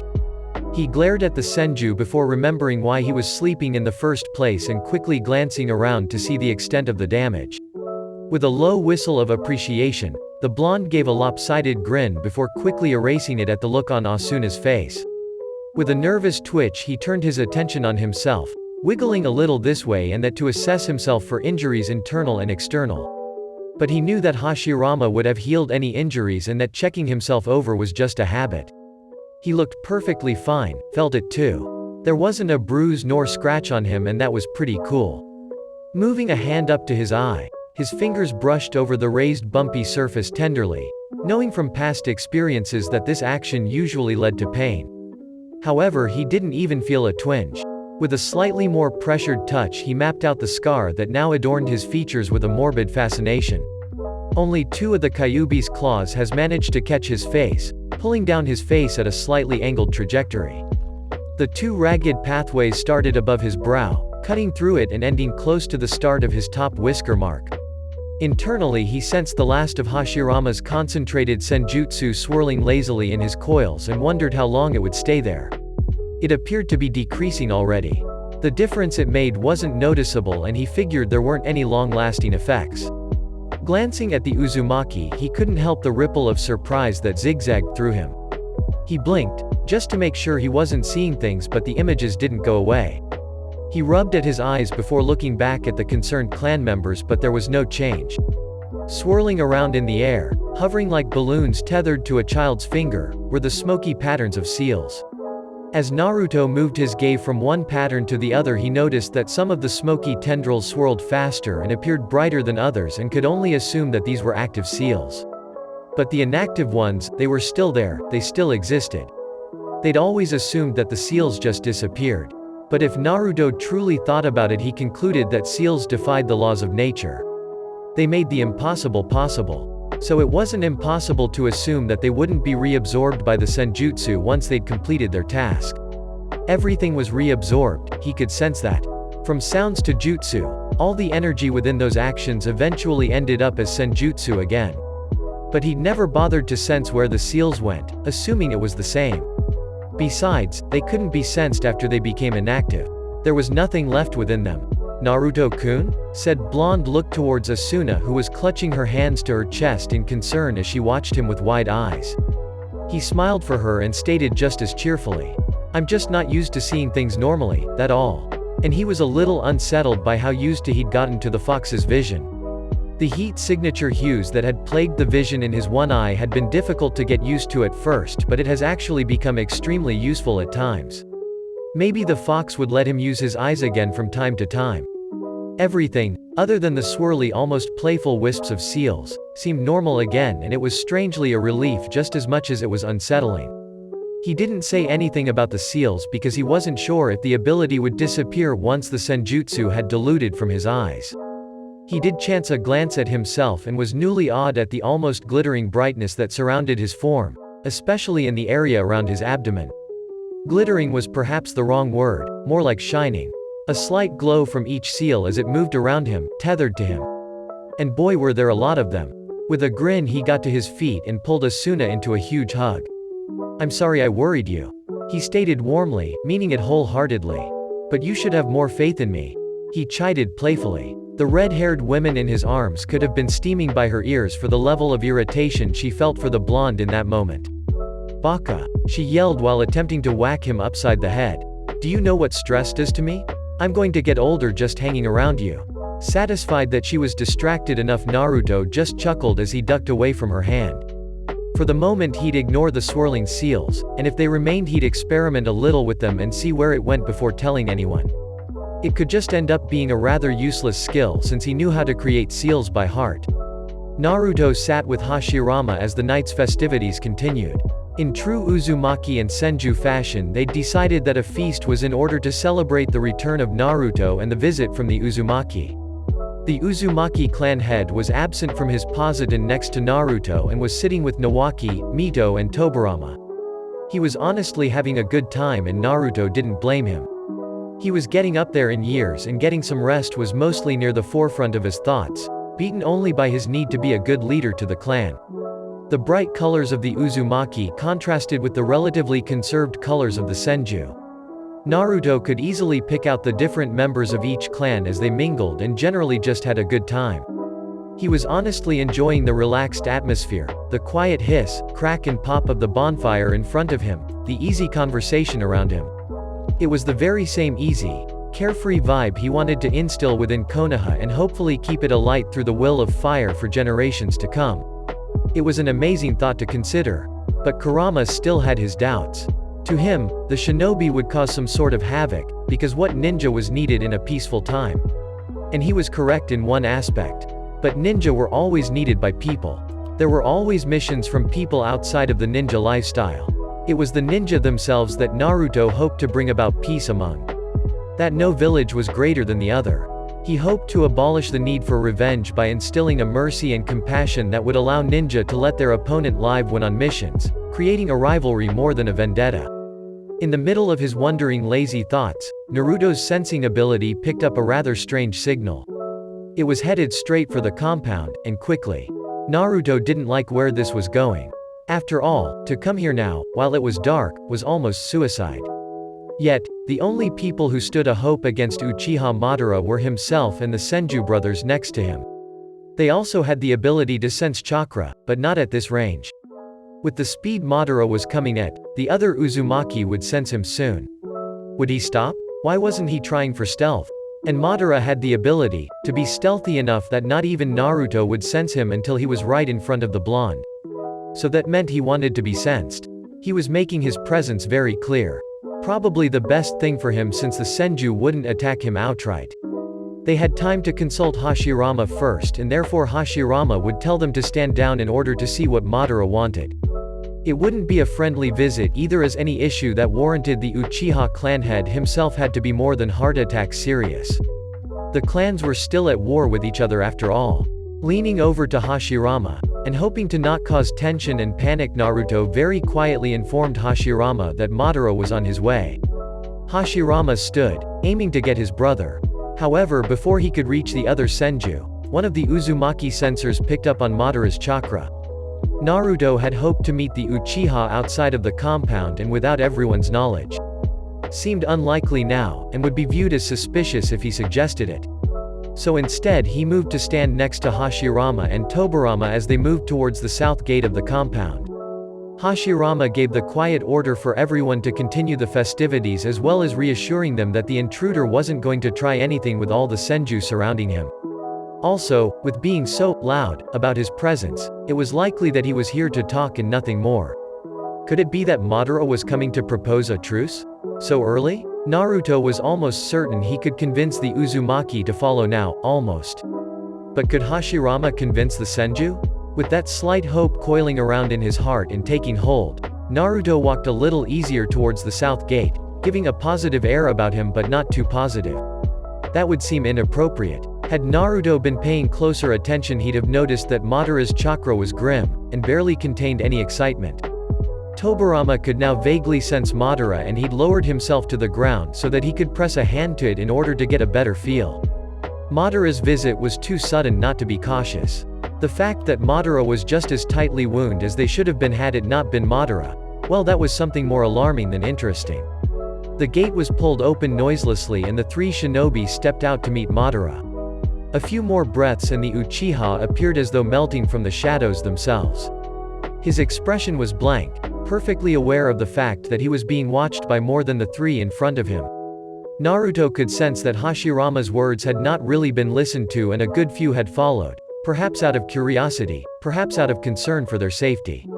Either way, they were watching, and the four knew that they had to be careful about what they said. "What? No, Izuna?" Tobirama was the first to break the silence, noting the glaring absence of an Uchiha who was usually always near Madara's side. Any other time and he might have added a slightly insulting quip about the younger Uchiha being a good lapdog most of the time.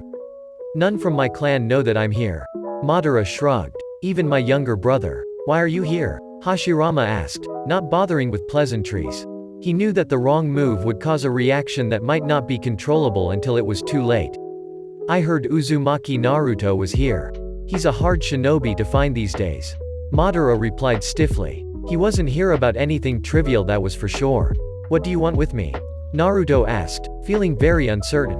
That hope from earlier had vanished, replaced with an icy bucket of dread. "I'm here to talk to you, and I'd prefer to talk to you alone. I made my presence known when I could have snuck in. You all know that. I also would like to give you the benefit of the doubt, and talking to me privately is the least you could do. I came alone. All your sensors can pick up on that." Madara replied. His tone was neutral, concealing his emotions. His chakra was also stiff, too rigid, giving nothing away. He took a deep breath before continuing, eyes not facing Naruto. "I would like to ask you about my father." If Naruto thought his heart felt icy before, it was nothing compared to the feeling that shot through him now. Worse still, he couldn't hide it. There were too many sensors around him. He wasn't as skilled as Madara was in keeping his chakra tightly under control when it came to showing what he was feeling. "Alright," Naruto whispered, eyes distant and facing the ground. He didn't need to think about it. He was sure there'd be consequences, but he owed Madara that much. He owed the Uchiha an explanation. But he wondered if maybe Hashirama should come with. It was suitable since his father was involved as well. But one look at Madara's face and he knew that it was best to go with the Uchiha alone. Madara shunshined away, Naruto following immediately after before anyone could try to stop him. They appeared in the clearing that Naruto had been taken to when he first arrived in this world, the place looking neglected and wilder. But it was familiar, and Naruto inwardly relaxed a little. The common ground meant Madara was leaning towards answers more than pulverizing his face into a bloody mess. "You know, when they told me my father had died, I didn't really care all that much." Madara began, tone light and almost indifferent. "That didn't mean that I ignored the suspicious circumstances though. I figured I might as well look into it, even if it's not really going to give me much more results than what I already had.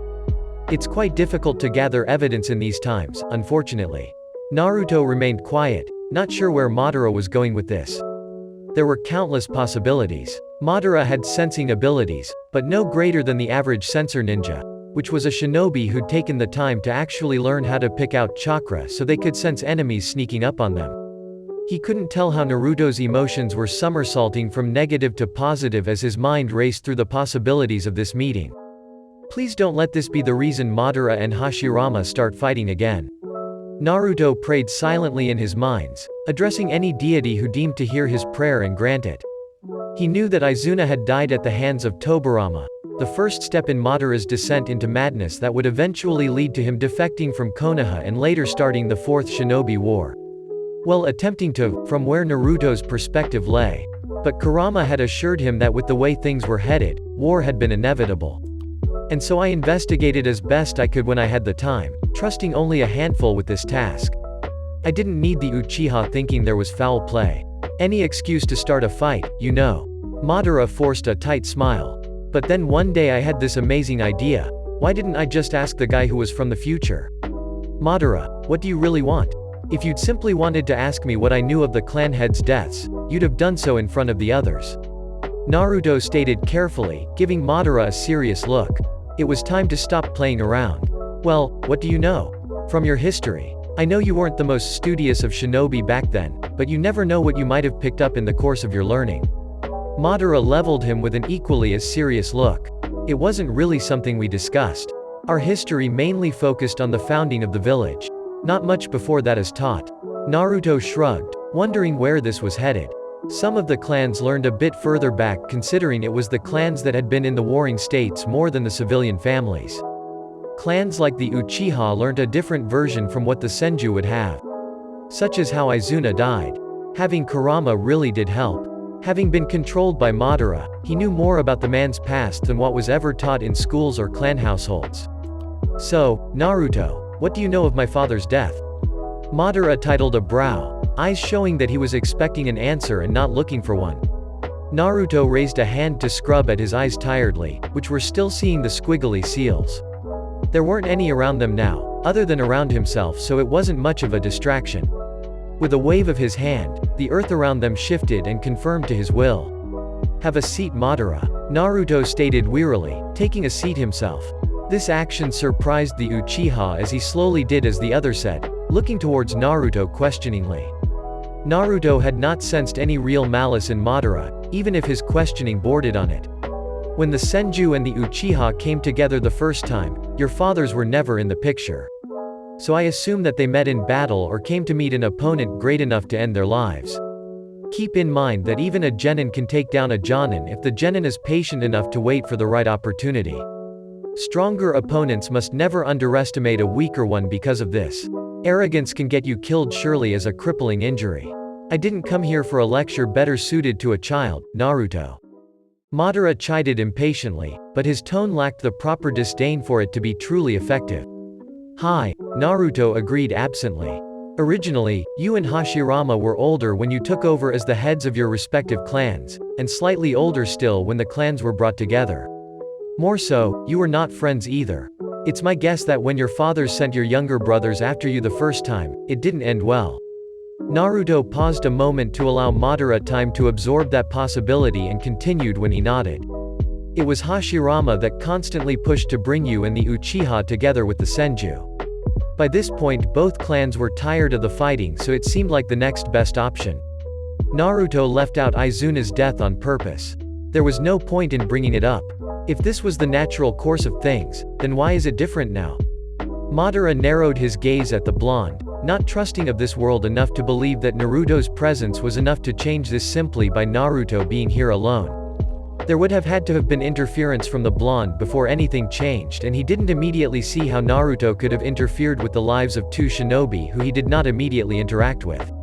Other than one scenario, that was, while the clans are at war, while they are still allowing themselves to be hired out against each other, shinobi are dying both younger and older. It's needless and senseless. Naruto sighed in frustration and plowed a hand through his hair. When you and Hashirama became the clan heads, the shinobi under you needed cause to trust you, follow you anywhere. They followed your orders all right, but an order on the scale of siding with their enemy would take loyalty and trust that would not be given easily. Even if you were their leaders. Such an order too soon would cause a coup.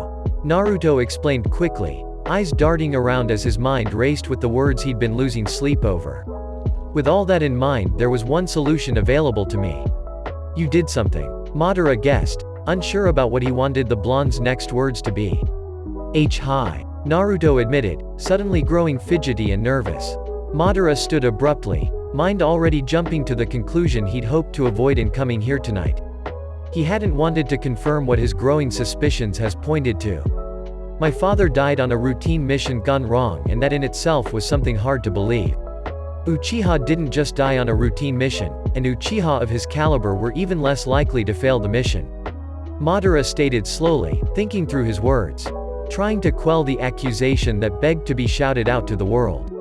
He might have detested his father's ways, but his father was still his family and they meant everything to him. Naruto better not have done what Madara suspected he had, because it was actions like that, which started clan feuds. Would Hashirama back him? After all, his father was involved as well. I saw your Mangeku's awakening, Madara, I sensed your emotions on that day. Naruto stated quietly. I watched, sensed, as Hashirama joy grew while with Mito. When Nawaki was born he was a brighter light than any sun.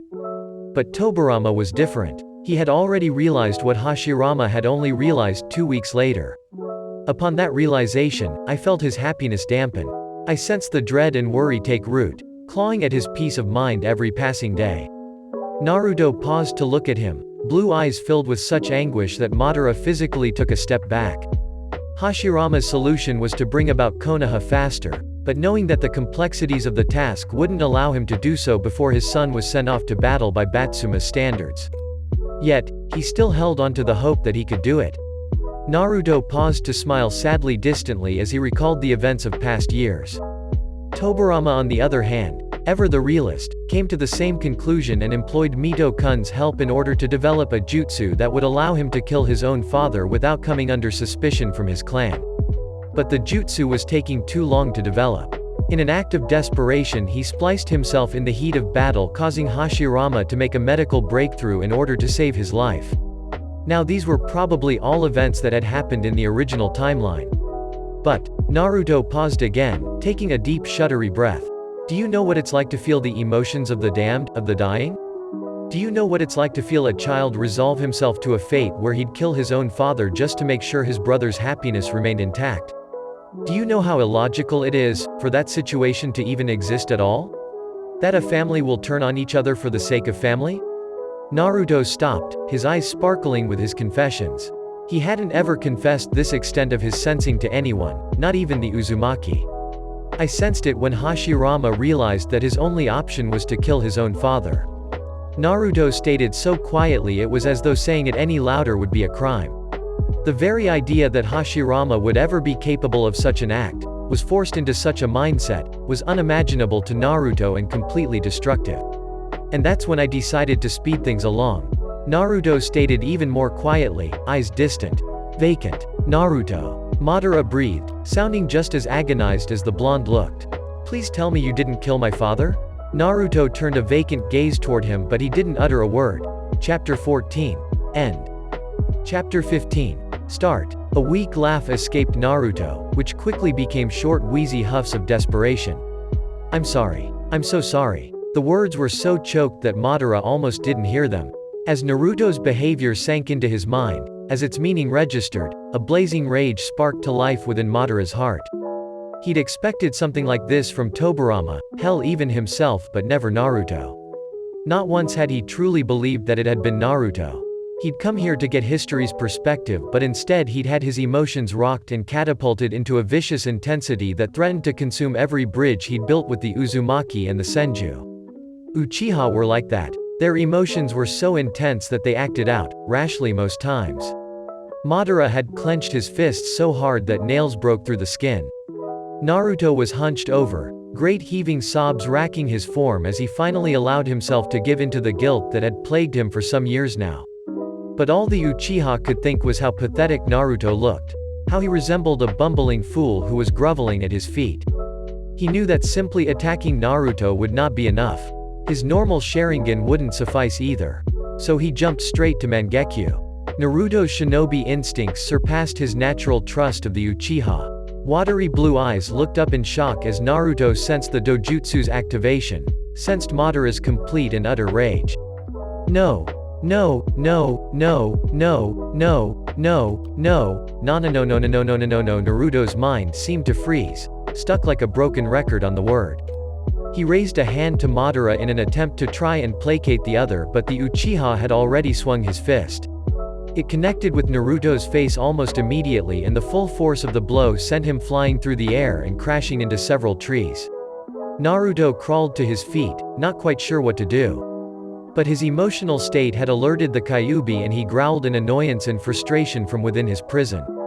Naruto's mental state at the moment was in tatters and Kurama took the opportunity to prevent the ninja from taking further damage.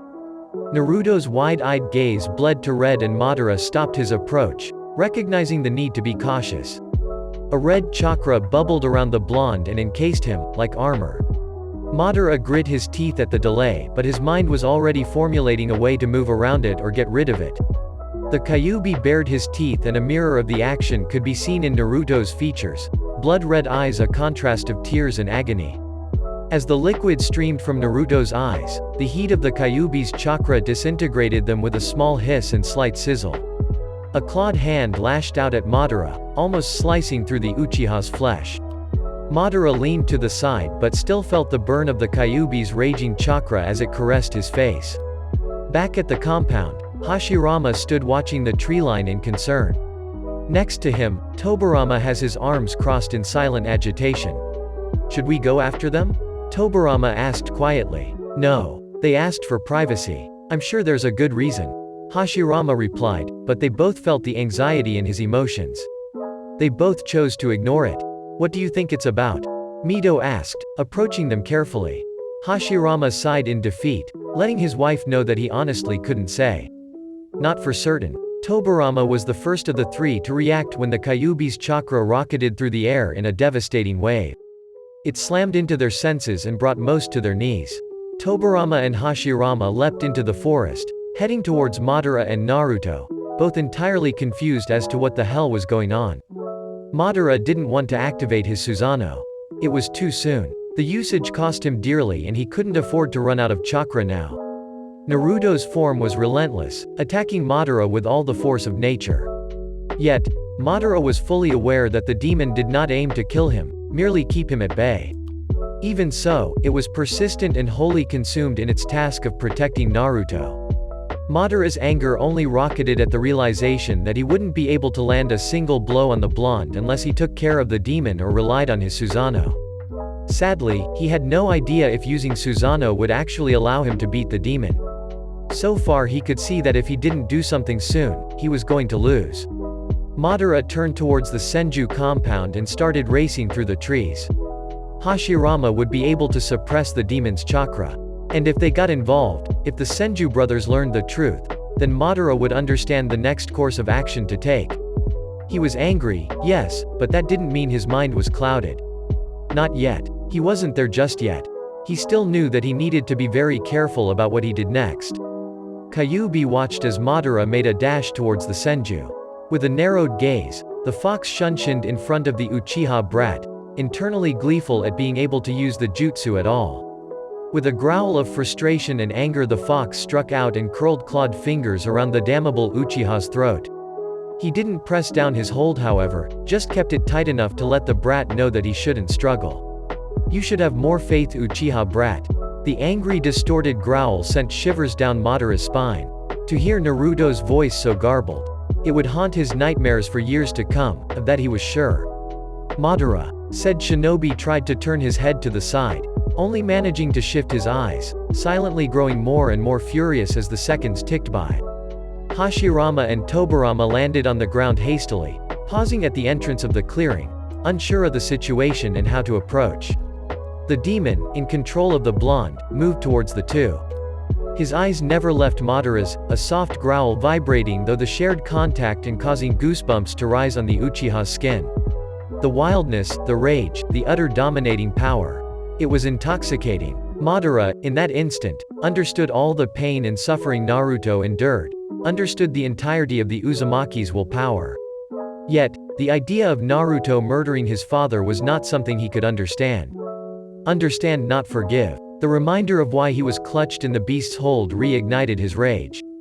With his rising anger came the startling conclusion that Naruto had one weakness that he hadn't yet been able to protect himself from. As far as Madara knew anyway. It was worth a shot. The blazing crimson chakra could not protect Naruto from the invasion into his mind as Madara's form hazed into existence in front of the fox's cage. "You'd think it would look better kept," Madara commented dryly as his gaze moved over the mindscape he was trespassing within. Huddled in the pool of water, was a sobbing Naruto, hands clutching at blonde strands of wildly displaced locks. "It wasn't my intention. It wasn't what I wanted. I needed them to see." Naruto's heaving sobs made it difficult to pick up on the word being forcefully choked out over and over again. "This is what you do not see with those, all-seeing, eyes of yours, Uchiha brat."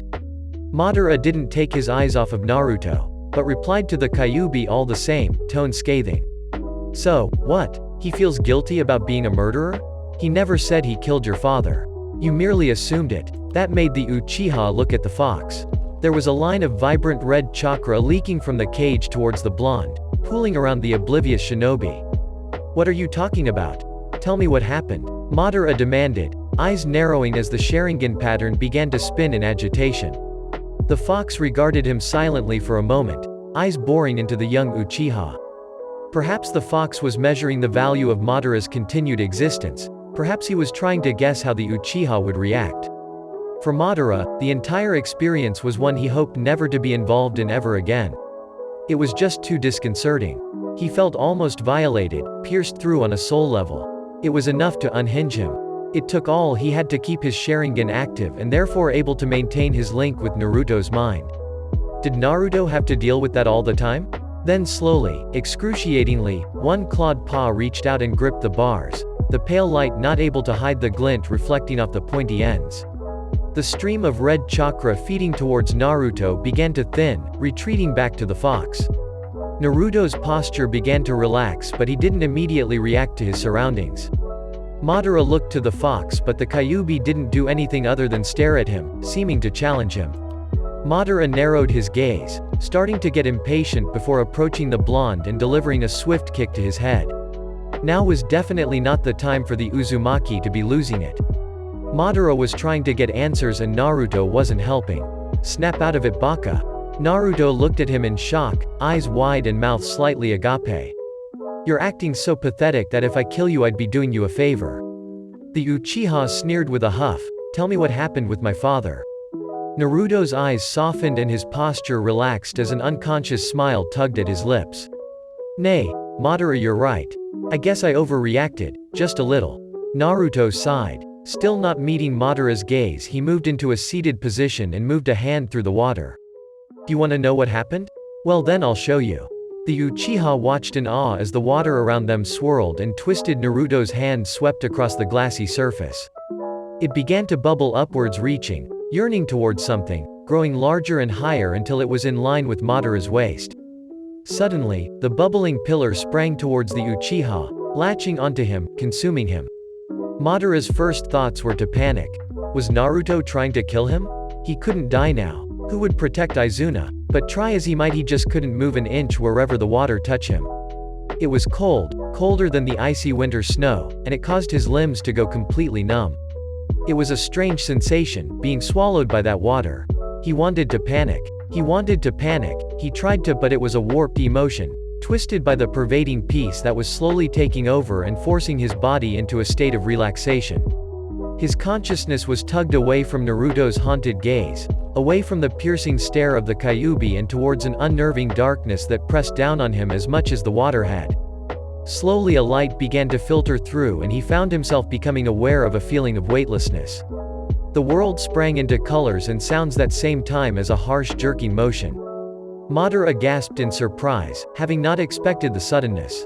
But he had no outward control of his body's actions. He couldn't move himself. Being an Uchiha and having far too much experience with genjutsu, this experience was one that he could say he'd never has the misfortune of being exposed to. And he was pretty sure that in future he'd only use something of this magnitude on his most hated of enemies. Madara was trapped in a world that was not his own, with a bright sky and singing birds. A light breeze caressed his skin and an invasive feeling of serenity filled his heart and mind. These were not actions he chose to partake in. These were Naruto's memories. He could feel it, the thrumming energy of the very world around him, the life of the branch he was standing on, the quick hops and jitters of the energy in the unseen animals hiding in nature's vibrant embrace. There were so many little blips and blops of energy, it was hard to think that much life surrounded them on a daily basis. Madara was in awe, completely consumed with this memory. As Naruto's memory played out, Madara became aware of the energy flowing through the air itself, taken aback with how foreign and powerful it felt. Senjutsu. There were sounds as well, sounds that he hadn't even noticed. A stream, the tree leaves, the call of distant animals. So much information, and Naruto was aware of it all. Was this what it meant to be Naruto? A Jinchuriki? An Uzumaki? A shinobi from a different time? Or simply Naruto? Madara could see that Naruto's vision was better than his, but it didn't compare to that of the Sharingan. No. What Madara saw with his Sharingan, Naruto more than made up for with his sensing abilities. There was no way the Sharingan picked up on all the information that Naruto's sensing ability did in such a short amount of time. Was it that Naruto's sensing was always active? Constantly in use? Madara didn't have time to absorb anymore as Naruto's sensing branched out, searched. If he thought what was around them was astonishing, the world beyond his line of sight was even more fascinating. But again, he didn't have time to take it all in. Naruto had found something, focused his senses on it, and he was moving towards it. Madara could do nothing but go along as Naruto hopped from tree branch to tree branch, picking up speed as he raced through the trees. Wherever Naruto was going, he seemed intent on getting there quickly. Madara could see it in the way the blonde moved, as well as feel it in the nervous urgency that pooled in Naruto's chest, buzzing like a beehive was trapped inside of him.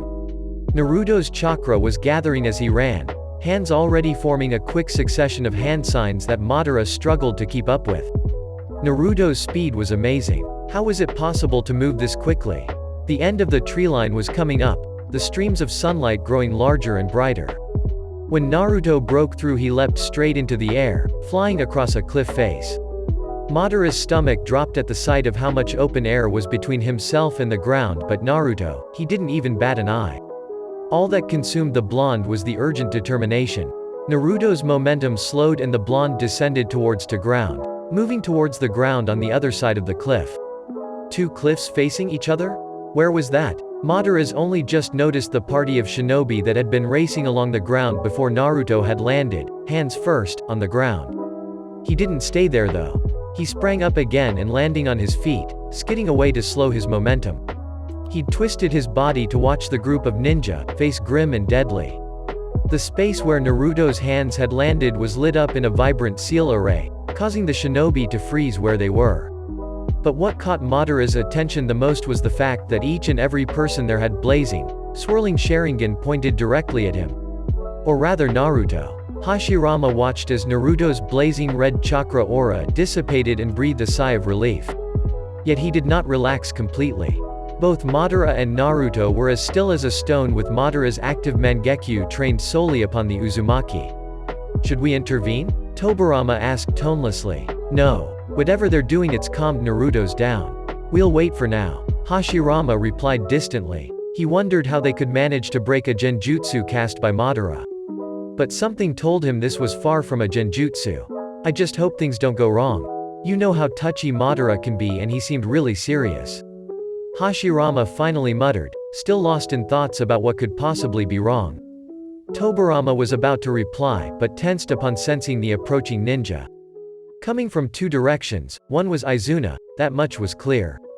He was speeding towards them at a frantic pace, coming in faster than the other person.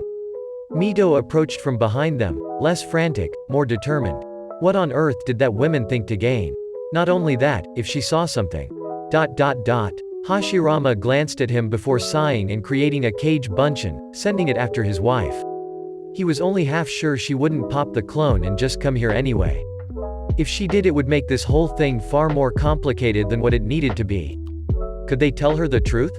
He was reluctant to do so. Sometimes, in this world, the less you knew the safer you were. And, to be honest, it didn't really feel like their secret to tell. It felt like Naruto's, and something told him Naruto didn't want this to be common knowledge. "I just hope Mito-chan decides to listen to you, Aniki." Tobirama sighed, the stress of the situation showing in the little slip at the end. "I don't imagine she'll take well to us manipulating the Uzumaki clan. And because she's an Uzumaki, we really cannot predict how she's going to react." "Hashirama-san? Tobi-kun?" Tobirama turned towards Izuna as he broke into the clearing, eyes darting towards the unmoving duo and the brothers before settling on Hashirama quizzically. "I can as soon as I heard that Madara had left."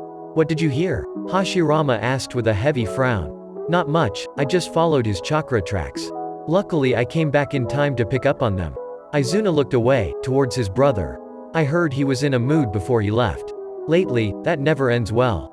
Well, he showed up here and wanted to speak to Naruto about your father." Tobirama shuffled slightly, not sure what to tell the other Uchiha.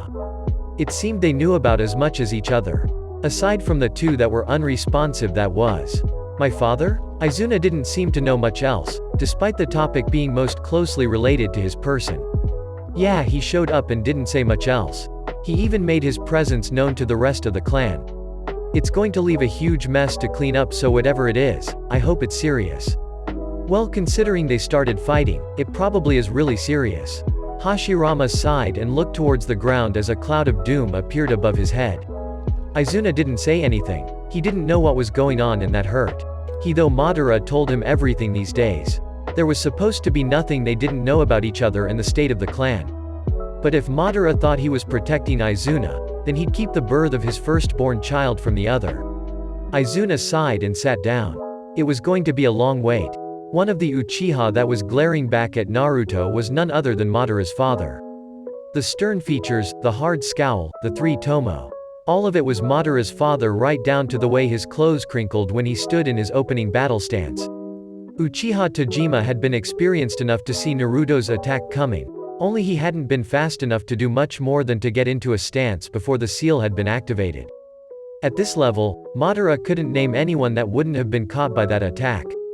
He hadn't been aware that seals could be created with hand signs for one. And Naruto was hellishly fast. Only Tobirama matched Naruto in speed, and that was saying something since the Senju was faster than Naruto and both of them could do with some weights to slow them down. Madara shook away his thoughts, becoming aware of the fact that Naruto was strangely calm, elated even that he'd managed to succeed. Well, the Uchiha's reputation did precede them more often than not.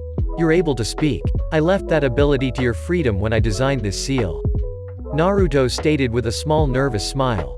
"You're that Uzumaki child." A simple statement of fact. "Hi." Naruto agreed just as simply. "What do you want? Are you here to kill us? I thought you Uzumaki were peace-loving baka?" One of the trapped Uchiha spat in disgust. Naruto walked around the seal, keeping his gaze on Tajima. He didn't immediately respond and Madara could feel the blonde's inner conflict as he wondered which angle to approach from. The Senju, Naruto began uncertainly. Madara rolled his eyes at this. When you plan to ambush a powerful group of shinobi, at least be prepared in what you want. What started the conflict between your clans? What business is it of yours, child? Tajima asked wearily. I am related to the Senju, so technically, you and I are born enemies. But one of my best friends was an Uchiha and… Naruto stopped talking, frowning deeply as some unidentifiable emotion flashed through his chakra coils. It matters to me because I like knowing why I'm fighting. What I'm fighting for. No Uchiha would have befriended an Uzumaki, much less a Senju. Tajima scoffed, but Naruto only smiled sadly. You'd be surprised, Uchiha-sama, as what the Uchiha clan wants. Naruto stated distantly. It's an unending cycle of retaliation. You killed my family member, so I'm going to kill one of yours. And it'll never end unless there is an agreement to come together, to bury past hatreds. You think that this will simply end, Gaki? Tajima asked grimly. You think that it's possible to take centuries of fighting and just throw it all away? The Senju and the Uchiha have been at war with each other since the beginning of the shinobi era. Tajima's was beginning to lose his patience with Naruto. Madara could hear it in his father's tone, but there was nothing the older Uchiha could do. There will be no end to this, until there are no more Senju. Your actions here today have condemned the Uzumaki as well. From this day forward, they will be branded as a direct enemy of the Uchiha clan and will suffer the consequences as such. Naruto didn't seem too fazed by the proclamation that would essentially mean no mercy to any Uzumaki shinobi and continuous attacks made to the clan as well as deliberate attempts on any member's life upon sight, no matter if they were armed or merely a child. What started the conflict though? Naruto pressed. Madara didn't know why it was bugging Naruto so much, but it got him thinking and he realized he didn't actually know what had started the conflict. He'd been born into it and had assumed it was a byproduct of the warring states. A direct result of having been the two best matched clans in terms of competing with each other. Yet, that didn't seem right either. There were other clans, powerful clans all over the elemental nations. Truthfully, the Sharingan was what set the Uchiha apart. For the Senju it was their adaptability to jutsu, their vitality, and for both clans it was the staggering number of geniuses born to each clan. Madara, Izuna, Hashirama, and Tobirama, each a genius in their own right.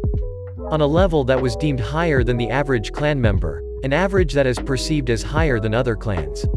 Yet the Senju and the Uchiha were not the only powerful clans. Just one of the most stable ones at this point. It would take more than a few attacks to be rid of them. Tajima sighed, realizing that this particular Uzumaki was of the one-track kind. It is said that the feud began between two brothers many generations ago. The Senju are the descendants of the one brother while the Uchiha are the descendants of the older brother. Madara was surprised by these words. This was something he hadn't known. I'm sure you've heard of the Sage of Six Paths? Tajima continued. The father of all shinobi, so to speak. He himself had two sons, the two that would later be the origins of our clans. The brothers, whose names have been lost through the ages, fought over whose ideals were better. Tajima elaborated, regardless of whether Naruto knew of the sage or not. The older brother believed in power whilst the younger believed in family and love. When the sage was about to pass from this world, the time came for him to choose a successor. He chose the younger son, believing his ideals to be the better. The older son felt slighted out of his inheritance and vowed war upon his younger sibling. And thus began the war for the Senju and the Uzumaki. Tajima was never one for bedtime stories and he'd left the tale brief and to the point. Madara almost smiled at that, but the situation was far too serious to even warrant a small one. As you said, a never-ending cycle of retribution. A clan of love against a clan of power. Tajima almost sounded sarcastic here. Aren't you tired of all the fighting though? Naruto asked, his eyebrows pulling together in both concern and confusion. It is my duty as the clan head to ensure retribution for my clansmen, and as an Uchiha I must continue until all the Senju have been wiped from existence. That is my duty. Tajima spat, disgust the only thing clear in his tone. Naruto sighed before making a hand sign. Madara stared in shock as the Uchiha trapped within the seal flashed once, twice and once more before disappearing from view. Naruto walked forwards and bent towards the ground. Where the center of the seal had been, the exact spot Naruto had touched the ground to activate the jutsu, was a glowing circle. A circle and nothing more. Madara watched in fascination as Naruto pulled a scroll from his pouch and pressed the blank side of the parchment to the circle. When he lifted the scroll again, the circle was no longer on the ground but on the scroll. It was still growing, and Madara got the idea that if it stopped glowing then there was a problem. He supposed he only knew that because he was in Naruto's mind. Otherwise he'd be completely lost. As it was, he hardly knew what was happening. Something about this though, it seemed odd to him. Madara had assumed that Naruto had killed his father based on the way the Uzumaki was acting, but what Naruto was showing him made no sense. Naruto couldn't have killed his father if this is what the Uzumaki was feeling. There wasn't an ounce of malice or killing intent in the blonde's mind. The memory jolted suddenly and Madara felt a sense of dizziness engulf him as the world swirled away, leaving a misty darkness. A gleam of red winked at the Uchiha and he realized they were in a place halfway between the fox's cage and a memory. What was Naruto going to show him next? He didn't have to wait long to find out. The sounds of a battle poured into the darkness around him. Clashing kunai following by winks of katana blades being drawn. Yells of war amongst screams of pain. Madara blinked and the world around him was instantly immersed in a battle between clans. It was fierce, it was deadly, and it was vast. It could only be a battle between clans. Naruto's vision of the battle was odd, and Madara realized it was because the blonde was hiding deep within the hood of a cloak. That, and he was standing perfectly still surrounded by battling clansmen.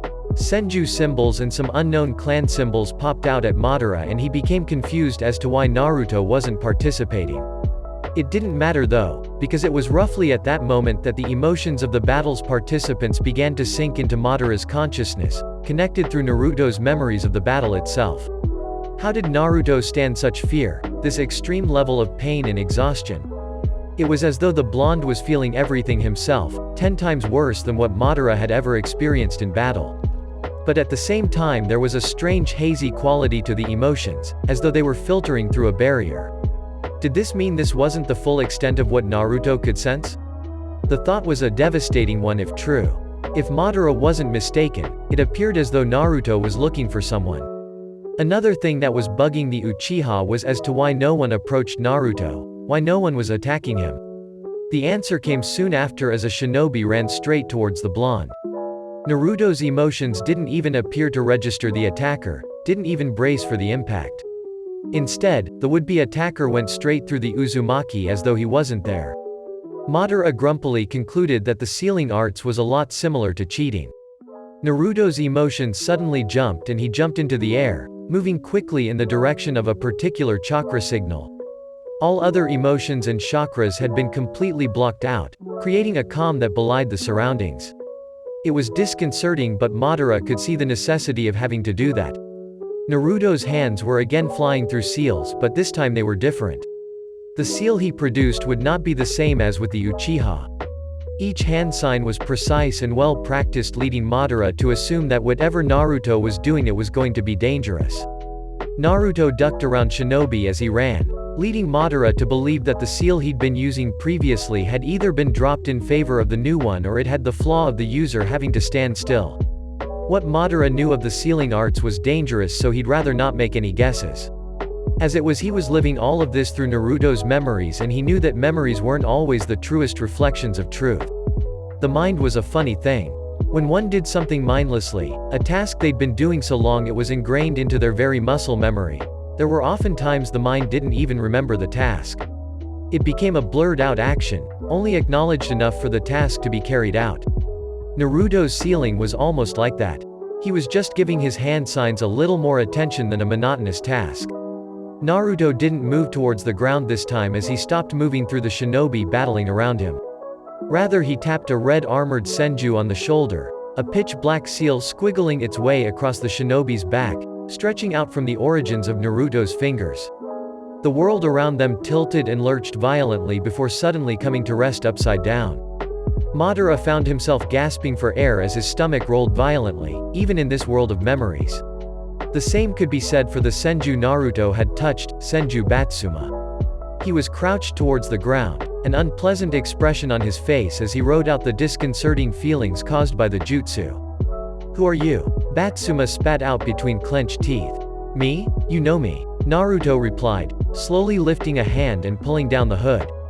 The action brought Madara's attention back to their surroundings and he realized that the world literally was upside down. The sky was their ground, an invisible barrier holding them in place and a forest swayed gentle in a warm summer breeze above their heads. I am Uzumaki Naruto. Naruto-san? What is the meaning of this? Where have you brought me? Batsuma seemed to have a better grasp of himself once more as he straightened, still grimacing as he did so. This? Naruto looked around blandly. This is nowhere and everywhere. It's a place between places. Another dimension, so to speak. Time moves differently here. That's the only reason I used the jutsu. I needed to talk to you but you were busy. So I brought us here, where once we return, it will be as though we never left. Naruto paused and shifted his weight, the action causing Batsuma's arm to flinch towards his tanto. As for why, well, like I said, I needed to talk to you. Such actions can be seen as negative, Naruto-san, and does not bode well for your reign as Uzumaki clan head. Batsuma warned venomously. Whatever you wish to discuss should have been brought up through proper clan affair channels and procedures. You cannot act merely on your own whims. So much for the all-peace-loving Senju clan. Ah, Naruto stated with a sad smile. But what I wish to discuss is rather urgent and cannot be left alone. It's a topic that will not be well received. Not at all. Naruto continued, uncaring of the anger being intently directed at him.